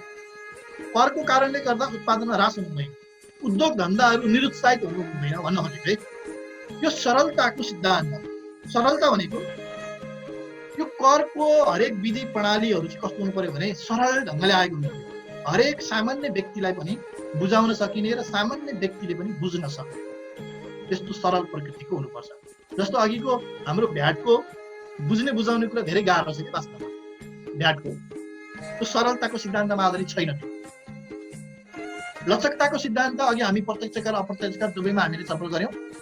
कर कस्तो हुनु पर्यो? आवश्यकता अनुसार राज्यले आवश्यकता परेको बखत बढाउन सकिने र आवश्यकता परेको बखत घटाउन सकिने। त्यसले लचकताको सिद्धान्त। विविधताको सिद्धान्त भनेको यो करको दायरासँग सम्बन्धित छ। राज्यले आवश्यकता परेको बखतमा करको दायरा फराकिलो बनाउँदै जाने। यसको अर्थ हो कुनै पनि नागरिक राज्यलाई दिने करबाट चाहिँ वञ्चित नहोस्, अर्थात् उसले छुट नपाओस्, सबैको राज्यप्रति कुनै न कुनै योगदान रहोस् भन्ने आधारमा करलाई विविधता बनाउनु पर्छ, भेराइटिज बनाउनु पर्छ, अर्थात् त्यसको दायरा फराकिलो बनाउनु पर्छ भन्नेसँग सम्बन्धित छ। यो तटस्थताको सिद्धान्त भनेको यो सिद्धान्त चाहिँ यो एक्सपायर्ड थ्योरी हो। यो अहिले संसारमा क्रियाशील छैन, यो निष्क्रिय भइसकेको सिद्धान्त। यसले चाहिँ भन्न खोजेको के हो भने आम्दानी जतिसुकै बढे पनि, आम्दानी जति जति हुँदै गए पनि करको दरमा चाहिँ परिवर्तन हुँदैन है भन्न खोजेको। एउटै हुनुपर्छ है भनेको। तर यो अहिले यसलाई राम्रो मानिँदैन र यो निष्क्रिय सिद्धान्त हो र यो प्रोग्रेसिभ मान्यताको भएन कि यो रिग्रेसिभ जस्तो भयो। त्यसैले अर्को समन्वयको सिद्धान्त भनेको विशेष गरी यो चाहिँ सङ्घीय शासन प्रणाली नेपाल जस्तो देशहरूमा यो सिद्धान्तको अत्यन्त आवश्यकता छ। अब अहिले हेर्नुहोस्, विभिन्न तहहरू छन्, स्थानीय तह, प्रदेश, केन्द्र। अब यो तीनवटै तहले विभिन्न प्रकारका करहरू लिन्छन्। यो तीनवटै तहहरूको बिचमा समन्वयको आवश्यकता छ। के कुराको स्पष्टता हुनु पर्यो भने कसले कुन कर कति लिने भन्ने बारेमा प्रश्न हुनु पर्यो, जसले गर्दा करदाताका लागि चाहिँ कर दोहोरिएर नआओस्, कर दोहोरिने सम्भावना नहोस्। त्यसका लागि समन्वयको आवश्यकता पर्छ भनेको यो करको समन्वयको सिद्धान्तको कुरा हो। अब नेपालमा करसँग सम्बन्धित विभिन्न प्रकारका समस्याहरू छन्। ती समस्यालाई समाधान गर्न नेपालको सरकारले के गर्यो भने हुन्छ होला, यस्तो प्रकारका प्रश्नहरू पनि आउने गरेको छ एक्जाममा। त्यसैले गर्दा मैले यो केही मुद्दाहरू राखिदिएको छु यहाँ। कर वैज्ञानिक हुनुपर्छ, अनुमान गर्न मिल्ने, जसले गर्दा चाहिँ करदातालाई चाहिँ सजिलो हुन्छ, र कर प्रणाली चाहिँ पारदर्शी हुनुपर्छ। कसरी जम्मा हुन्छ, कहाँ जम्मा हुन्छ, यसलाई कसरी उपयोग गरिन्छ भन्ने बारेमा विशेष गरी नागरिकलाई यो कर शिक्षा दिइयो भने राम्रो हुन्छ भन्ने कुरा छ। करको दायरा चाहिँ जतिसक्दो फराकिलो बनाउँदै लिएर जानुपर्छ। आर्थिक क्रियाकलापहरू अनुसार दायरा फराकिलो बनाइयो भने कर प्रभावकारी हुँदै जान्छ। कर छली र कर चुहावटलाई नियन्त्रण गर्नुपर्छ। अनि कर प्रशासनभित्र चाहिँ दक्ष, व्यवसायिक, स्वच्छ छवि भएका, एकदम करदाता मैत्री, होइन, जस्तो करदातालाई हप्की तप्की नगर्ने, त्यस्ता प्रकारका चाहिँ कर प्रशासनको व्यवस्था गर्नुपर्छ, जसले गर्दाखेरि कर सङ्कलनमा सजिलो हुन्छ। कर प्रक्रियागत ढङ्गले सजिलो हुनुपर्छ, भुक्तान गर्न सजिलो हुनुपर्छ। जस्तो कतिपय करहरू, जस्तो हाम्रो के भनिन्छ, यो व्यवसायहरू दर्ता गरेको हामीले के भन्छ, त्यो घरेलुहरूमा तिरिने कर, कतिपय राजस्वहरू हामीले जुन राजस्व संस्थाहरूमा गएर हामी तिर्छौँ, त्यति बेला विभिन्न झन्झटहरू बेहोर्नु परेका, अप्ठ्यारोहरू बेहोर्नु परेका हामीले घटनाहरू सुन्ने गरेका छौँ। त्यस्तो नहोस्। त्यस्तो भयो भने गाह्रो हुन्छ कर सङ्कलन गर्न। भ्रष्टाचार विरोधी सामाजिक मान्यताको विकास गर्ने। यो कर भनेको चाहिँ के हो भने करका कारणले गर्दा भ्रष्टाचार नबढोस्। जहाँ कर सङ्कलन हुन्छ त्यही भ्रष्टाचार पनि नहोस्। अनि कर सङ्कलन हुने कारणले गर्दा, करको कारणले गर्दा भ्रष्टाचारमा वृद्धि नहोस्। त्यसैले यो चाहिँ भ्रष्टाचार विरोधी मान्यतामा रहेर चाहिँ सङ्कलन गर्नुपर्छ। यद्यपि करकै कारणले नै सबैभन्दा बढी भ्रष्टाचार भएको छ नेपालमा भनेर भनिन्छ। कर सङ्कलनलाई व्यवस्थित गर्ने कर प्रणाली यो आधुनिक सूचना प्रणालीमा आधारित हुनुपर्छ। अहिले हामी के छैनौँ भने कसले कति कर तिर्नुपर्ने भन्ने चाहिँ लगभग 70% भन्दा हुन्छ। वास्तवमा कसले कति कर तिर्नुपर्ने भन्ने कुनै त्यस्तो सूचनै छैन। हाम्रो त्यस्तो सूचनामा आधारित हाम्रो लेखा प्रणाली नै छैन, त्यस्तो डकुमेन्टेसनै छैन। अर्थात् हाम्रो कर प्रणाली अनलाइन प्रणालीमा छैन, अनलाइन सिस्टममा छैन, जसले गर्दा कर छली हुने सम्भावना व्यापक भएको कारण पनि त्यही हो। त्यसैले यसलाई सुदृढ गरियो भने राम्रो हुन्छ। अनि करको दर उपयुक्त हुनुपर्छ भनेको अघि नै हामीले कौटिल्यको कुरा गरेका थियौँ नि। करदातालाई कुनै पीडा नहुने गरी करको दर निर्धारण गर्नुपर्छ। अनि करका अन्तर्राष्ट्रिय प्रणालीहरूलाई पनि हामीले अवलम्बन गर्नुपर्छ। त्यसै गरी देशभित्र रहेका करसँग सम्बन्धित ऐन नियमहरूलाई समय सापेक्ष सुदृढ गर्दै लिएर जानुपर्ने हुन्छ। त्यसै गरी राजस्व चुहावटलाई नियन्त्रण गर्न सहयोग गर्नेहरूलाई पुरस्कृत गर्नुपर्ने हुन्छ। त्यसै गरी प्रभावकारी ढङ्गले अनुगमन र मूल्याङ्कनको व्यवस्था भयो भने पनि कर चुहावटलाई नियन्त्रण हुनसक्छ, त्यो प्रकारको व्यवस्था गर्नुपर्ने हुन्छ। त्यसै गरी कहिलेकाहीँ चाहिँ महँगीका कारणले गर्दा भ्रष्टाचार हुन सक्ने, होइन, महँगीका कारणले गर्दा अनियमितता हुन सक्ने हुन्छ। त्यसैले राष्ट्र सेवक शिक्षक कर्मचारीहरूको तलब महँगी बमोजिम समय सापेक्ष वृद्धि गरिदियो भने पनि यसले सजिलो बनाउँछ। त्यसै गरी राजस्व नीतिलाई स्पष्ट बनाउने, यो परिवर्तनशील, धेरै पटक पटक परिवर्तन हुने खालको हुँदैन। र कर सङ्कलनसँग सम्बन्धित विशेष गरी राजनैतिक र प्रशासनिक प्रतिबद्धताको आवश्यकता पर्छ। यो मुख्य रूपमा कर सङ्कलनमा प्रभावकारी भूमिका निर्वाह गर्ने भनेकै राजनीतिक पक्षले र प्रशासनिक पक्षले हो। यो दुवै पक्ष प्रतिबद्ध भयो भने कर सङ्कलन गर्न कुनै कठिनाइ हुँदैन र जनचेतना अभिवृद्धि हुनुपर्छ। कर किन तिर्ने अथवा कर शिक्षाको व्यवस्था प्रभावकारी हुनुपर्छ। हरेक नागरिकले करका बारेमा चेतना पायो भने। अनि अर्को एउटा पछिल्लोचोटि अहिले नेपालमा उठेको यो कुरा हो, यो कर पेन्सनको व्यवस्था। यदि कर पेन्सनको व्यवस्था गर्यो भने त्यसले पनि कर प्रणालीलाई सजिलो बनाउँछ, सरल बनाउँछ। कि कर पेन्सनको अर्थ चाहिँ जसले कर कसले कति कर तिर्छ भन्ने आधारमा जब ऊ एउटा निश्चित उमेर पश्चात जसरी अहिले सेवाबाट निवृत्त हुँदा उसले पेन्सन प्राप्त गर्छन् राष्ट्र सेवा कर्मचारी प्रशिक्षकहरूले, त्यसै गरी कर भुक्तान गरेको आधारमा कसले कति कर तिर्छ त्यसका आधारमा उसले जीवनको अन्तिम घडीमा उसले त्यस्तो कुनै निश्चित उमेर पश्चात 60 वर्ष 70 वर्ष पश्चात उसले पेन्सन स्वरूप निश्चित प्रतिफल प्राप्त गरिरहन्छ भने यसले व्यक्तिलाई कर तिर्नका लागि प्रेरित गर्छ भनेर भनिन्छ। त्यसैले यो कर पेन्सनको व्यवस्था गर्न सकियो भने पनि राज्यलाई सरकारलाई सजिलो हुन्छ कर सङ्कलन गर्नका लागि। यसले कर प्रणालीलाई सुधार गर्न सकिन्छ।